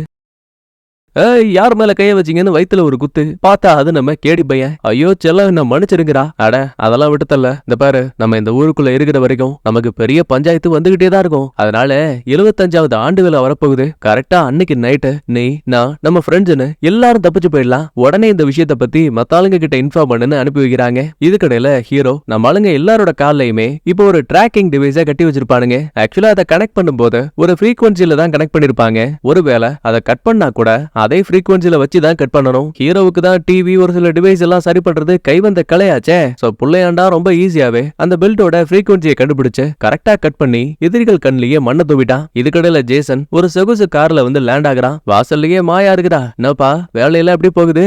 ஆளே மாறிட்ட. சரி சொல்லு, அந்த லேப்ல நீ என்ன பண்ணிட்டு இருக்க? பேச்சுவாக்குல ஜேசனும் பெருசா ஒண்ணும் இல்ல, அவங்க நினைக்கிற மாதிரி மிருகங்கள் கிட்ட இருந்து அந்த திரவத்தை எடுக்கல. அந்த மிருகங்களுக்கெல்லாம் ஒரு அம்மா இருக்குது, அதோட ரத்தம் தான் இந்த தங்க நிறத்துல இருக்கு. நீ சொல்றதெல்லாம் வச்சு பாக்கும்போது நீயும் அதை குடிச்சியா என்ன? ஆமா, அப்பதான் அவங்கள ஒருத்தனா என்ன ஏத்துப்பாங்களாம். பதிலுக்கு மாயாவும் சரி அதெல்லாம் விட்டுத்தல்ல, 75வது ஆண்டு விழால கேடி பையன் நம்ம எல்லாரும் இங்க இருந்து தப்பிச்சு போறதுக்கு ஒரு பிளான் வச்சிருக்கான். எது தப்பிச்சு போறமா? எதுக்கு? நாளா வரல. யோ என்னையா பேசிட்டு இருக்க? இங்க இருந்து அந்த பயலுங்க கூட ஒன்னா சேர்ந்து மிருகங்களை கொல்ல போறியா? நான் எதையும் கொல்லல, எதையும் எடுத்துக்கவும் ஆசைப்படல. அந்த பாபி வச்சிருக்க கூடியது எவ்வளவு பெரிய அதிசயம் தெரியுமா? கொஞ்சம் இமேஜின் பண்ணி பாரு. இது மட்டும் வெளி உலக மக்களுக்கும் இந்த உலகத்துக்கும் தெரிய வந்துச்சு அப்படின்னா கொடிய நோயால பாதிக்கப்பட்ட பல கோடி மக்களை நம்மளால காப்பாற்ற முடியும். அந்த பெருமையை நான் அடையணும்னு நினைக்கிறேன். அப்புறம் இன்னொன்னு, இந்த கதை ஆரம்பிச்சது சும்மா எல்லாம் கிடையாது. 1920ல இந்த பாபியோட அப்பா பூமி கடியில இருந்து ஒரு வித்தியாசமான முட்டையை கண்டுபிடிச்சாரு. அதுக்குள்ள இருந்து தான் முதல்ல இந்த மதர் அப்படிங்கிற மிருகமே வெளியில வந்திருக்கு. ஆரம்பத்துல இந்த மாதிரி இளமையை தரக்கூடிய எந்த ஒரு சக்தியுமே அந்த மிருகத்துக்கு இல்ல. சோ கூண்டுக்குள்ள பல வருஷங்களா அடைச்சு வச்சிருக்காங்க. அப்பதான் திடீர்னு ஒரு நாள் தானாவே அந்த மதர் கர்ப்பமா இருக்காங்க. அது மூலமா நிறைய குட்டிகளையும் போட்டிருக்காங்க. இதுக்கப்புறம் தான் அதோட ரத்தத்தை வச்சு ஆராய்ச்சி பண்ணி இளமையை தரக்கூடிய விஷயத்தை கண்டுபிடிச்சிருக்காங்க. ஆனா இப்ப அந்த மதரோட நிலைமை மோசமா இருக்கு. நிரந்தரமா இளமையா இருக்கிறதுக்கான ஒரு மருந்தை ஏன் மூலமா உருவாக்க சொல்லிருக்காங்க. எனக்கு தெரிஞ்ச எல்லாத்தையும் உங்ககிட்ட சொல்லிட்டேன். ஆனா இதுக்கப்புறம் நீங்க வேற நான் வேறன்னு சொல்லிட்டு ஜேசன் அங்க இருந்து கிளம்பிடுவான். அன்னைக்கு நைட் ஆகுது. மாயா ஜெசிகா கிட்ட ஒரு எம்டி பாக்ஸ குடுக்குறாங்க. திறந்து பார்த்தா உள்ள துண்டு சீட்ல ஜாக்கோட வீட்ல சந்திக்கலான்னு எழுதி வச்சிருக்கா. அப்புறம் என்ன, பின்பக்க கதவு வழியா நேரா ஜாக்கோட வீட்டுக்கு வந்துட்டாங்க. சந்தேகத்துல கேடு பேனும், ஆமா ஹீரோ எங்க போனா? அவரை நான் பார்க்கவே இல்லைன்னு சொல்லுவாங்க. சரி பரவாயில்ல விடுங்க, அவர்கிட்ட அப்புறம் சொல்லிக்கலாம். பிளான் ரொம்ப சிம்பிள். ஆனிவர்சரி அன்னைக்கு தப்பிக்க போறோம்னு சொல்லுவாங்க. ஆனா மாயா உள்ள போந்து இல்ல ஜேசன் என்கிட்ட ஒரு கதையை சொன்னா. அந்த நிமிஷமே நான் முடிவு பண்ணிட்டேன், நாம இங்க இருந்து தப்பிக்க கூடாது. இவங்களுக்கு திரவத்தை தரக்கூடிய அந்த மதர் மிருகத்தை நாம சாகடிக்கணும். அதுக்கப்புறம் இந்த பாபியும் அவனோட கைக்கூலிகளும் மொத்தமா இறந்து போயிடுவானுங்க. அவங்க நம்ம காப்பாடிச்சானுங்க, இப்ப நம்ம அவங்களுக்கு காப்பாடிப்போன்னு பேசிட்டு இருக்காங்க. சரி இந்த பக்கத்துல நம்ம ஹீரோவுக்கு என்னதான் ஆச்சுன்னு பாக்கும்போது பைபிள்ல பெல்ட்டை கழட்டினவன் நைட்டு ஃபுல்லா பாலைவனத்துல தனியா நடந்து வந்திருக்காங்க. கிட்டத்தட்ட பார் ஹவுஸையே கடந்து ஒரு பார் கிட்ட வந்தவன் அங்க இருக்கிற ஒரு அம்மா கிட்ட போனை வாங்கி தன்னோட பொண்ணு டோராவுக்கு கால் பண்ணுவான். செல்லோ நான் சொல்றத ஒழுங்கா கேளு, அந்த பார் ஹவுஸ் ஒரு நல்ல இடமே கிடையாது, அங்க மான்ஸ்டர்ஸ் இருக்கு. அப்பா நீங்க எங்க பாருக்கீங்க? முதல்ல உங்களுக்கு கால் பண்ண எதுக்குமே ரெஸ்பான்ஸ் பண்ணல. இந்த பாருமா, அவங்க என்கிட்ட இருந்த எல்லாத்தையும் வாங்கிட்டாங்க. நான் இப்ப பார் ஹவுஸை விட்டு தப்பிச்சு குறிப்பிட்ட ஒரு பார்ல இருக்கேன். என்ன வந்து அங்க பிக்கப் பண்ணிக்க, மீதி எல்லாத்தையும் நேர்ல சொல்றேன். சரின்னு டோராவோ நேரா வந்து நைனாவை பிக்கப் பண்ணிப்பா. ஆனா அந்த மனுஷன் எனக்கு முதல்ல நல்லா தூங்கணும், அதுக்கப்புறம் உங்ககிட்ட கதையெல்லாம் சொல்றேன்னு அசந்து தூங்கி விடுவாரு. சரி டோரா இந்த ஊரை விட்டு ரொம்ப தூரமா கூட்டிட்டு போவான்னு பார்த்தா அதான் கிடையாது. நேரா திரும்ப இந்த புள்ள பார் ஹவுஸ்க்கே கூட்டிட்டு வந்துட்டாங்க.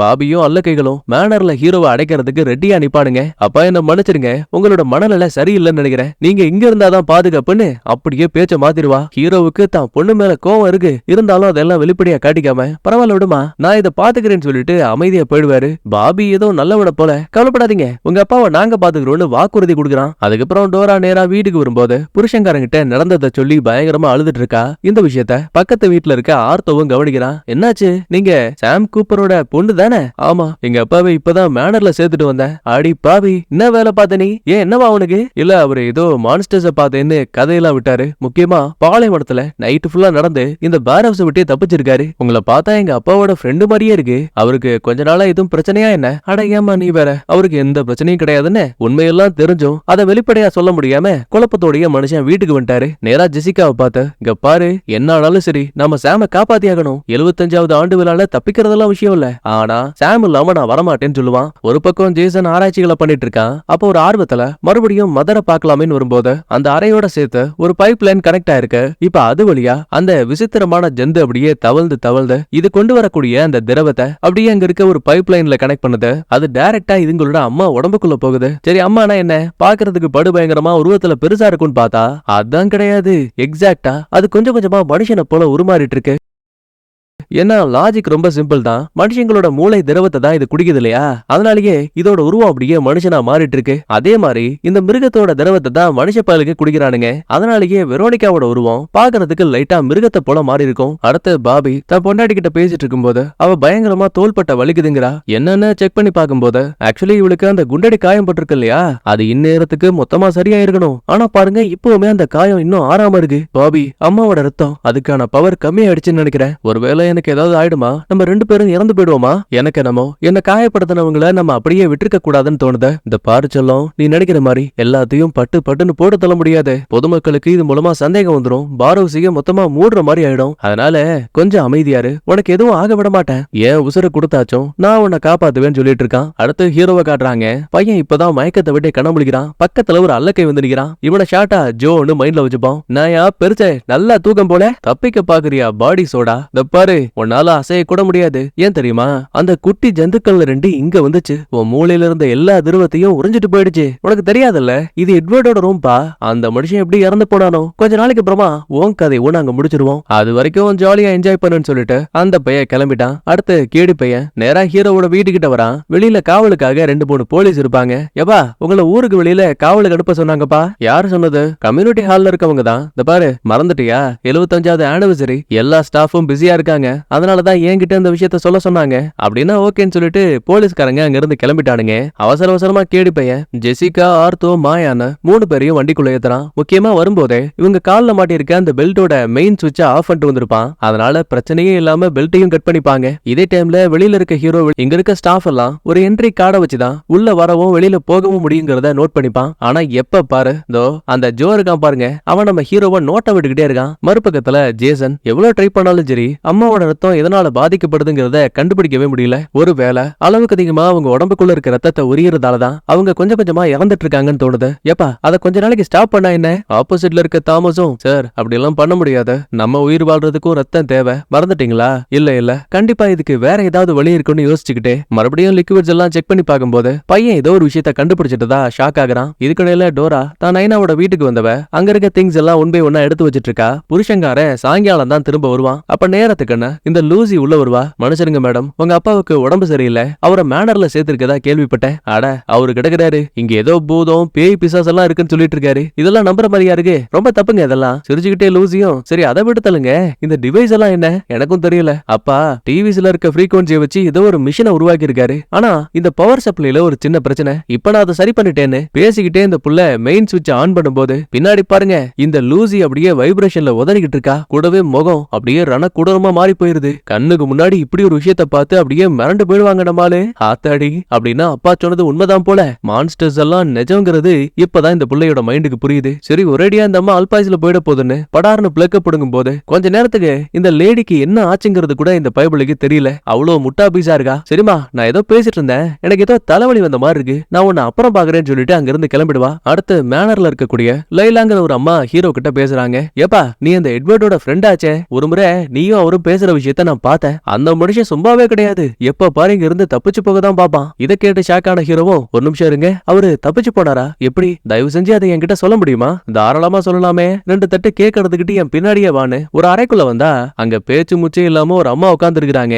அவங்களோட பேரு ரோசா. இந்த பாரு ரோசாவுக்கு தம்மா கொடுத்தாதான் அந்த அம்மா திரும்ப பேசவே செய்வாங்க. அட நம்ம மேனருக்குள்ள இருக்கோம், தம்முக்கு நான் எங்க போவேன்? செக்யூரிட்டியோட டேபிள்ல எப்பவுமே ஒரு சிகரெட் பாக்கெட் இருக்கும், கஷ்டப்பட்டு அதை போய் எடுத்துட்டு வா, அப்பதான் ரோசா அவனுக்கு ஹெல்ப் பண்ணுவாங்க. அட என்னடா இது வம்பா போச்சேன்னு இவன் ஒரு பக்கத்துல குழம்பி போறான். அப்படி இந்த பக்கத்துல நம்ம ஜேசன் தனக்கு கிடைச்ச ஒரு சின்ன சாம்பிளை காட்டி நல்லா பாருங்க, காலையில அம்மாவோட ரத்தம் எந்த ஒரு செல்களும் அசையாம கம்மியா தான் இருந்துச்சு. ஆனா அதுவே அந்த குட்டிங்களோட ரத்தம் இருக்கு இல்லையா, அத ஒரு துளி அம்மா ரத்தத்தோட கலந்ததும் போதும் அடுத்த செகண்டே அந்த செல்கள் எல்லாம் ஆட்டோமேட்டிக்கா ரிப்பேர் ஆகுது. அதாவது நிரந்தரமான இளமை அவங்களுக்கு கிடைக்கும். இந்த அதிசயத்தை பார்த்து பாபியும் வெரோனிகாவும் மிரண்டு போயிடுவாங்க. அப்படின்னா மூளை திரவத்தை இனிமே அம்மாவுக்கு உணவா கொடுக்கறத ஸ்டாப் பண்ணிட்டு இந்த மருந்த சோதனை பண்றதுக்கான வேலையை பண்ணு. தாமஸ் உள்ள போந்து, சார் அது ரொம்ப ரிஸ்க், எந்த ஒரு சோதனைகளும் பண்ணாம நம்ம டைரக்டா அந்த உடம்புல இன்ஜெக்டே பண்ண முடியாது. முக்கியமா அம்மா அப்புறம் அந்த குட்டிகளோட உடம்புல இருந்து ரத்தத்தை உறிஞ்சா அவங்க உயிர் போறதுக்கான வாய்ப்பு அதிகம்னு தாமஸ் பேசி விட்டுருவான். பதில் பேசாம கோவத்துல பாபி அமைதியா போயிடுவான். இந்த பக்கத்துல மேனர்ல இருக்க ஹீரோ, இங்க இருக்க ஆடியன்ஸ் எல்லாமே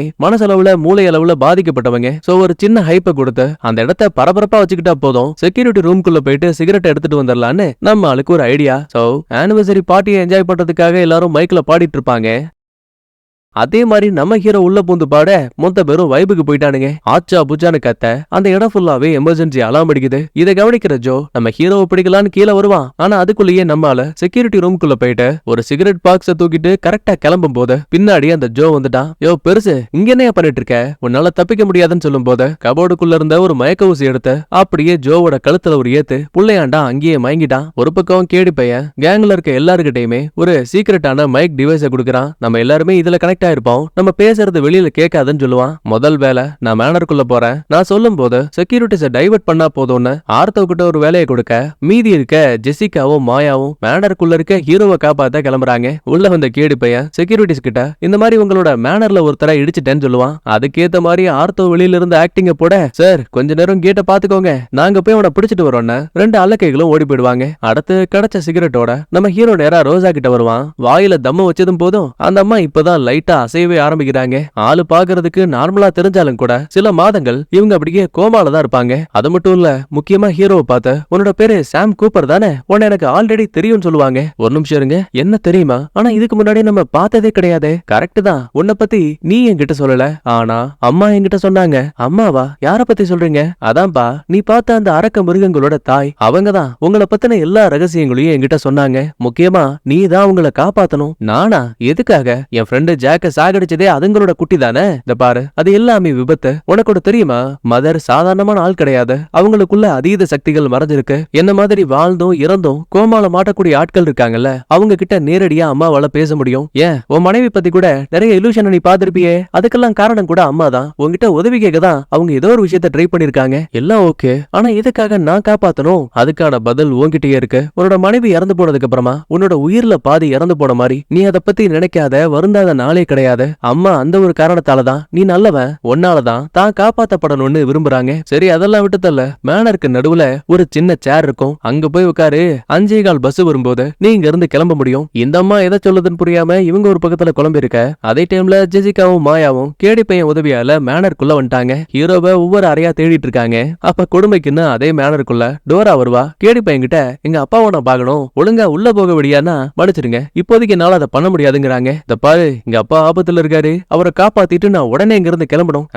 கடைசி வரைக்கும் நம்மால முடியாதுன்னு அடம்பிடிக்கிறான். ஏன்னா இவனுக்கு ஹீரோவோட பொண்ணுதான் இதுங்கிறது தெரியாது. மறுபக்கத்துல டைம் சரியா 5:15 ஆகுது. நேரத்துக்குன்னு வெளியில இருந்து ஒரு நர்ஸும் கதவை திறந்துகிட்டு உள்ள வருவாங்க. இதை கவனிக்கிற ஹீரோ திபுன்னு ஓடி வந்து அந்த கதவை முழுசா மூடுறதுக்குள்ளேயே அலேக்கா கண்ணுல மண்ணை தூவிட்டு எஸ்கேப் ஆயிடுவான். சோ இதத்தான் இந்த ரோசா 5:15 பஸ் வரும்னு ஒரு சின்ன ஹிண்டா கொடுத்திருக்காங்க போல. இப்ப ஹீரோ தப்பிச்சு போற விஷயத்த ஜெசிகாவும் மாயாவும் தெளிவா பாத்துட்டாங்க. பின்னாடியே போலான்னு பார்த்தா கதவு அதுக்குள்ளேயே லாக் ஆயிடுச்சு. சாப்பிடுற மாதிரி நேரா கிச்சனுக்கு வந்தவங்க அங்க இருக்க ஒரு ஸ்டாஃப் கிட்ட இருந்து ஐடியா ஆட்டைய போட்டு இவங்களும் தப்பிக்கிற மாதிரி தெரியுது. அடுத்து இதே டைம்ல ஜேசன் பாபியை பார்க்க வந்திருக்கான். சார், தாமஸ் இன்னைக்கு வேலைக்கே வரல, அவர் இருந்தாதான் என்னால வேலையை கண்டினியூ பண்ண முடியும். அச்சோ, அவன் என்கிட்ட கொஞ்சம் ஓவரா பேசிட்டான்பா, அதனால அந்த பையல நான் குத்தி போட்டேன். அட சும்மா காமெடி பண்ணாதீங்கன்னு கிட்ட வந்தா நிஜமாவே இந்த பைய தாமஸ கொலை பண்ணி வச்சிருக்காங்க.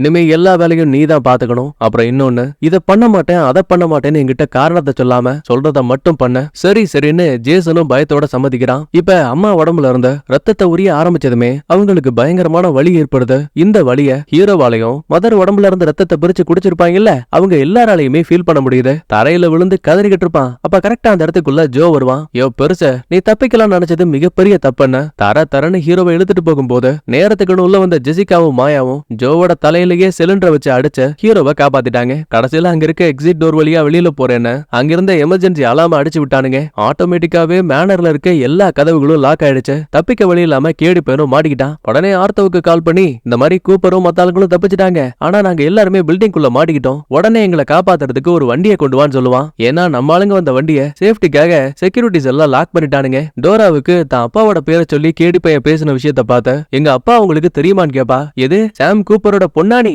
அடி சண்டால பாவி, இத முன்னாடியே சொல்றது இல்லையா உங்க அப்பாவை இந்த மான்ஸ்டர்ஸ் கிட்ட இருந்து காப்பாத்துறதுக்கு தான் நாங்களும் இங்க வந்தோம் அப்படின்னா ரொம்ப நல்லதா போச்சுன்னு கண்ணாடி எல்லாம் உடைச்சுக்கிட்ட நம்ம ஆளுங்க 2 பேரும் தப்பிச்சு வராங்க. அதே டைம்ல ஹீரோவோட கேங்கும் தப்பிச்சு வெளியில வர ஆர்த்தோவை பாருங்க ஒரு ஐஸ்கிரீம் வண்டியை தூக்கிட்டு வந்திருக்கான். மொத்த பேரும் அதுல உட்கார்ந்து பாருங்க. மாயா தன்னோட பிளான், அதாவது மதரை சாகடிக்கணும்னு சொல்லுவா.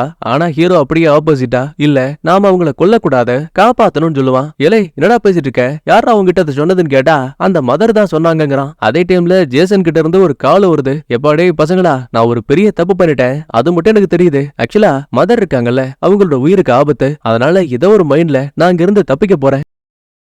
யோ டாக்டரே இப்பதான் நீ உருப்படியா ஒரு வேலை பார்த்திருக்க, இந்த பாரு நேரா கம்யூனிட்டி ஹாலுக்கு வந்துரு, அங்க உன்னை நாங்க பிக்கப் பண்ணிக்கிறோம். ஏன்னா இந்த பாபியோ அவனோட அல்லக்கைகளும் ஆனிவர்சரிங்கிறதால கம்யூனிட்டி ஹாலுக்குள்ள வரவே மாட்டானுங்க. சரின்னு மொத்த பேரும் நேரா வண்டியை அங்க விட பாபிக்கும் வெரோனிகாவுக்கும் மதரை ஜேசன் கூட்டிட்டு எஸ்கேப் ஆன விஷயம் தெரிய வருது. கவலைப்படாதமா என் உசரை கொடுத்தாச்சும் மதரை திரும்ப கொண்டு வருவேன்னு பையன் ஒரு வாக்குறுதியை கொடுக்குறான். ஆனா என்னதான் இவன் லேப விட்டு தப்பிச்சாலும் கூட நடந்துகிட்டு இருக்க 75வது ஆண்டு விழாவை கிராஸ் பண்ணி தான் இந்த மதரை காப்பாத்தி கொண்டு போக முடியும். பாதுகாப்புக்காக ஒரு தொப்பிய தலையில மாட்டி விட்டா அந்த அம்மா ஏதோ குழந்தை மாதிரி விளையாடிட்டு இருக்காங்க. கூடவே செக்யூரிட்டியில ஒருத்தன் சந்தேகத்தின் பேர்ல யாரையாது இங்கேயா போறேன்னு ஜேசன் கிட்ட கேட்டா, ஐயாரு அது என்ற அம்மா தான், உடம்பு சரியில்லை, அதான் சும்மா சுத்தி பார்க்கலான்னு கூட்டு வந்தேன்னு போய் சொல்லுவான். அப்ப அங்க வந்த ஒரு சில குட்டி பசங்க மதரை கொஞ்சம் வித்தியாசமா பார்க்க இவங்க கைய காட்டினதுமே மதரும் பதிலுக்கு கைய காட்டுவாங்க. இந்த அம்மா முழுமையான மனுஷன் கிடையாது, சோ அதனாலேயே 2-3 கைகள் அட்ட டைம்ல வெளியில தெரியும். அவ்வளவுதான் குட்டி பசங்க மொத்த பேரும் கத்திக்கிட்டு அங்கிருந்து ஓடியே போயிடுவானுங்க. செக்யூரிட்டி இதை பார்த்தா சும்மா இருப்பானா, நான் உடனடியா பாபி கிட்ட பேசணும்னு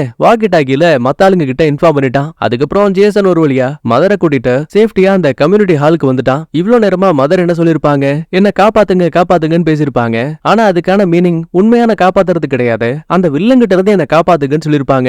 ஆனா இப்ப அப்படியே ஹீரோ கிட்ட டெலிபதி மூலமா என்ன மொத்தமா அழிச்சிருன்னு சொல்லுவாங்க. இத மத்தாளுங்க கிட்ட சொல்லும் போது மொத்த பேரும் மிரண்டு போறானுங்க. முக்கியமா ஜேசன்லாம் சொல்லவே வேணாம், என்னையா பேசிட்டு இருக்க, அவங்க ஒரு வர பிரசாதம், அவங்கள போய் கொல்லடுங்கிற, என்னால முடியாது, எனக்கு வாழணும்னு ஆசை. அப்பதான் மாயா உள்ள போந்து, ஜேசன் இது நீ கிடையாதுடா, உனக்கு தெரியும்ல நீ வாழ்றதுக்காக ஒருத்தரை கொல்லணும்னு நினைக்கிற ஆள் கிடையாது, நல்லா பாரு அவங்க கஷ்டப்படுறாங்க, அவங்களே தங்களோட வாழ்க்கையை முடிச்சுக்க நினைக்கிறாங்க, அதெல்லாம் ஏன் நினைக்கிற, மனிதர்களுக்கு தங்களால எந்த ஒரு ஆபத்தும் வரக்கூடாதுன்னு இவங்களுக்கு இப்பதான் புரியுது. ஒருவேளை நீ இறந்து போனாலும் கூட உனக்குள்ள எந்த ஒரு கில்ட்டும் இல்லாம இறந்து போனாதான் அது ஒரு நல்ல மரணமா இருக்கும். ஆமால அதுவும் உண்மைதான், ஆனா நான் இறந்து போனா கூட உன்னை பேயா வந்து டார்ச்சர் பண்ணுவேன், அட எனக்கும் அதான்டா பிடிக்கும்னு ஓரளவுக்கு ஜேசன் மைண்ட மாத்திட்டாங்க. அதுக்கப்புறம் மதரும் சுரங்க பாதைக்கு என்ன கூட்டிட்டு போங்கன்னு சொல்லுவாங்க. அதாவது நம்ம ஆர்த்த ஒரு மிகப்பெரிய மரத்தை பார்த்திருப்பால, எக்ஸாக்டா அந்த இடத்துக்கு போகணுமா, அதை விட முக்கியமா இவங்களோட குழந்தைகளையும் காப்பாத்தணுமா. இத பேசிட்டு இருக்கும் போது கரெக்டா இந்த பாபியும் அவனோட அல்லக்கைகளும் நேரா இங்க வர விஷயம் தெரிய வருது. அவசர அவசரமா ஜெசிகாவும் ஆர்த்தவும் நாங்க இவங்களை பாத்துக்கிறோம், முதல்ல இங்க இருக்க அவன் வழியா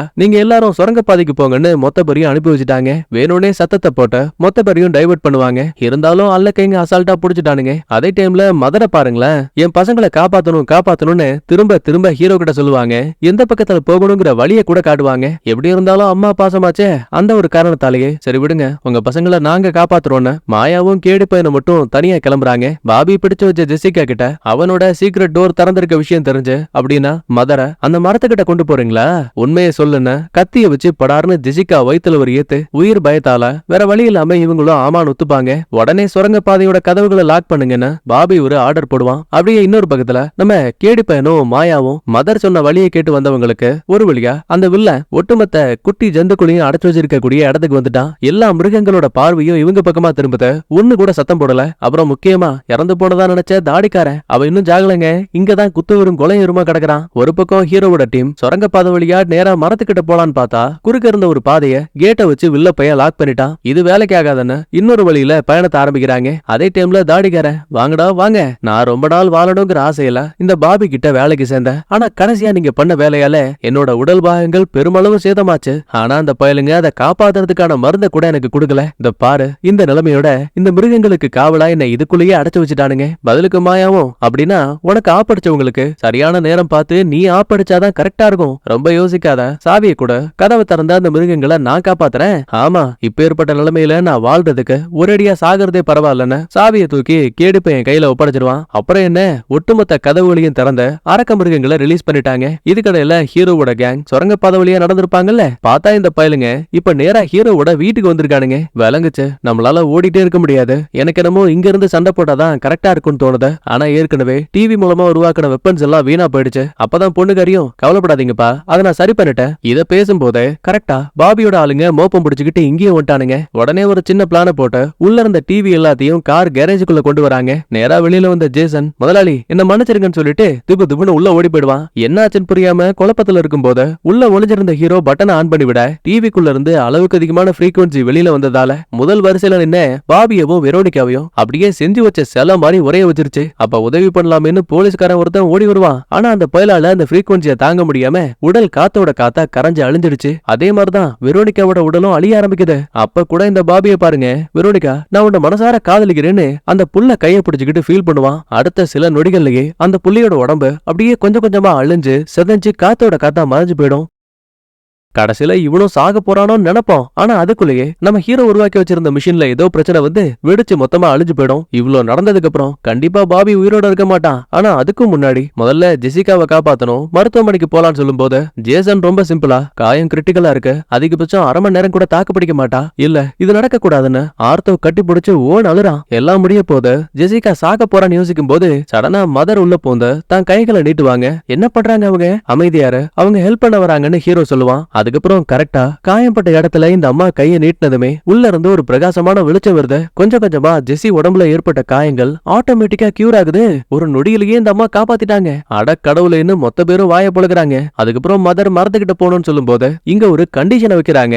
அதாவது நம்ம ஹீரோ மட்டும்தான் அந்த மரத்துக்கிட்ட வரணுமா, வேற யாருமே வரக்கூடாதான். ஆரம்பத்துல டோரா வேணான்னு சொன்னாலும் கூட கவலைப்படாத, நடக்கிறதெல்லாம் நல்லதுக்குன்னு மதரை வண்டியில கூட்டிட்டு பாலைவனத்துல முதல் முறையா இந்த ஆர்த்த ஒரு சுரங்கப்பாதையை பார்த்திருப்பான்ல, எக்ஸாக்டா அது வழியா மரத்துக்கிட்ட போயிட்டு இருக்காங்க. அதே டைம்ல இறந்து போனதா நினைச்ச இந்த பாபி இருக்கா இல்லையா, அந்த பையன் இன்னும் சாகலங்க.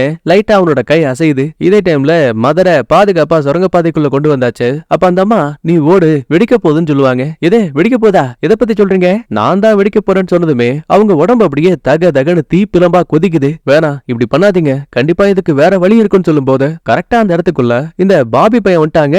ஹீரோ போட்டு அட்டி அடி நடிக்கிறான். உன்னாலதான் என் ஆசை மனைவி இறந்து போனா, ஆனா கவலைப்படாத, அவளை எப்படி சரி பண்ணணும்னு எனக்கு தெரியும். ஏன்னா இந்த மதருக்குள்ள அளவுக்கு அதிகமான பவர்ஸ் இருக்குன்னு நான் இப்பதான் புரிஞ்சுக்கிட்டேன். அதுக்கெல்லாம் முன்னாடி நான் உன் கதையை முடிக்கிறேன்னு ஒரு கல் எடுத்து மண்டைய காட்டி போடலாமேன்னு பாக்கும்போது ஹீரோ டக்குன்னு மதரை பார்த்து, என்ன பத்தி கவலைப்படாதீங்க, நீங்க உங்க விருப்பப்படி பண்ணுங்கன்னு சொல்லுவான். அதே டைம்ல அந்த இடத்துக்கு எக்கச்சக்கமான இந்த மதரோட குட்டிகள் வந்துருச்சு. உடம்பு தீ பிளம்பா கொதிக்குது. அந்த ஒட்டுமொத்த குட்டிகளும் அம்மா உடம்ப கவர் பண்ணபடி நிக்குது. ஒரு கட்டத்துல அவங்க உடம்பு அப்படியே சின்னாபனமா வெடிச்சு குட்டிகளோட இறந்து போயிடுவாங்க. இதுல ஹீரோ இறந்து போயிட்டானாங்கிறது தெளிவா தெரியல. ஆனா கண்ண முடிக்கும் போது இவனுக்கு தான் மனைவி சம்பந்தப்பட்ட இல்யூஷன், ஒண்ணும் இல்லைங்க, நான் எங்க போயிட போறேன், உங்க கூட தான் இருக்கேன், உங்களோட சந்தோஷத்துல தான் இருக்கேன்னு அந்த அம்மா ரொம்ப எமோஷனலா பேசி கட்டி பிடிச்சு அழ ஆரம்பிக்கிறாங்க. இதெல்லாம் அப்படியே நினைச்சு பார்த்து படார்னு கண்ண முழிக்கிறான். பார்த்தா இதெல்லாம் வெறும் கனவு. ஆக்சுவலா ஹீரோ தரையில இருந்திருப்பான், பாபி தான் மேல் பக்கத்துல இருந்திருப்பான். அதனாலயே என்னமோ மதர் வெடிக்கும் போது ஏற்பட்ட நெருப்பால குட்டி மிருகங்களோட சேர்த்து பாபி உடம்புமே கருகி போயிடுச்சு. ஆனா நல்ல வேலை ஹீரோவுக்கு எதுவும் ஆகல. ஒரு வழியா இவங்களுக்கு இருந்த எல்லா பிரச்சனையும் முடிஞ்சு போயிடுச்சு. வழக்கம் போல பார் ஹவுஸ்லயே தங்களோட சகஜமான வாழ்க்கையை வாழ ஆரம்பிக்கிறாங்க.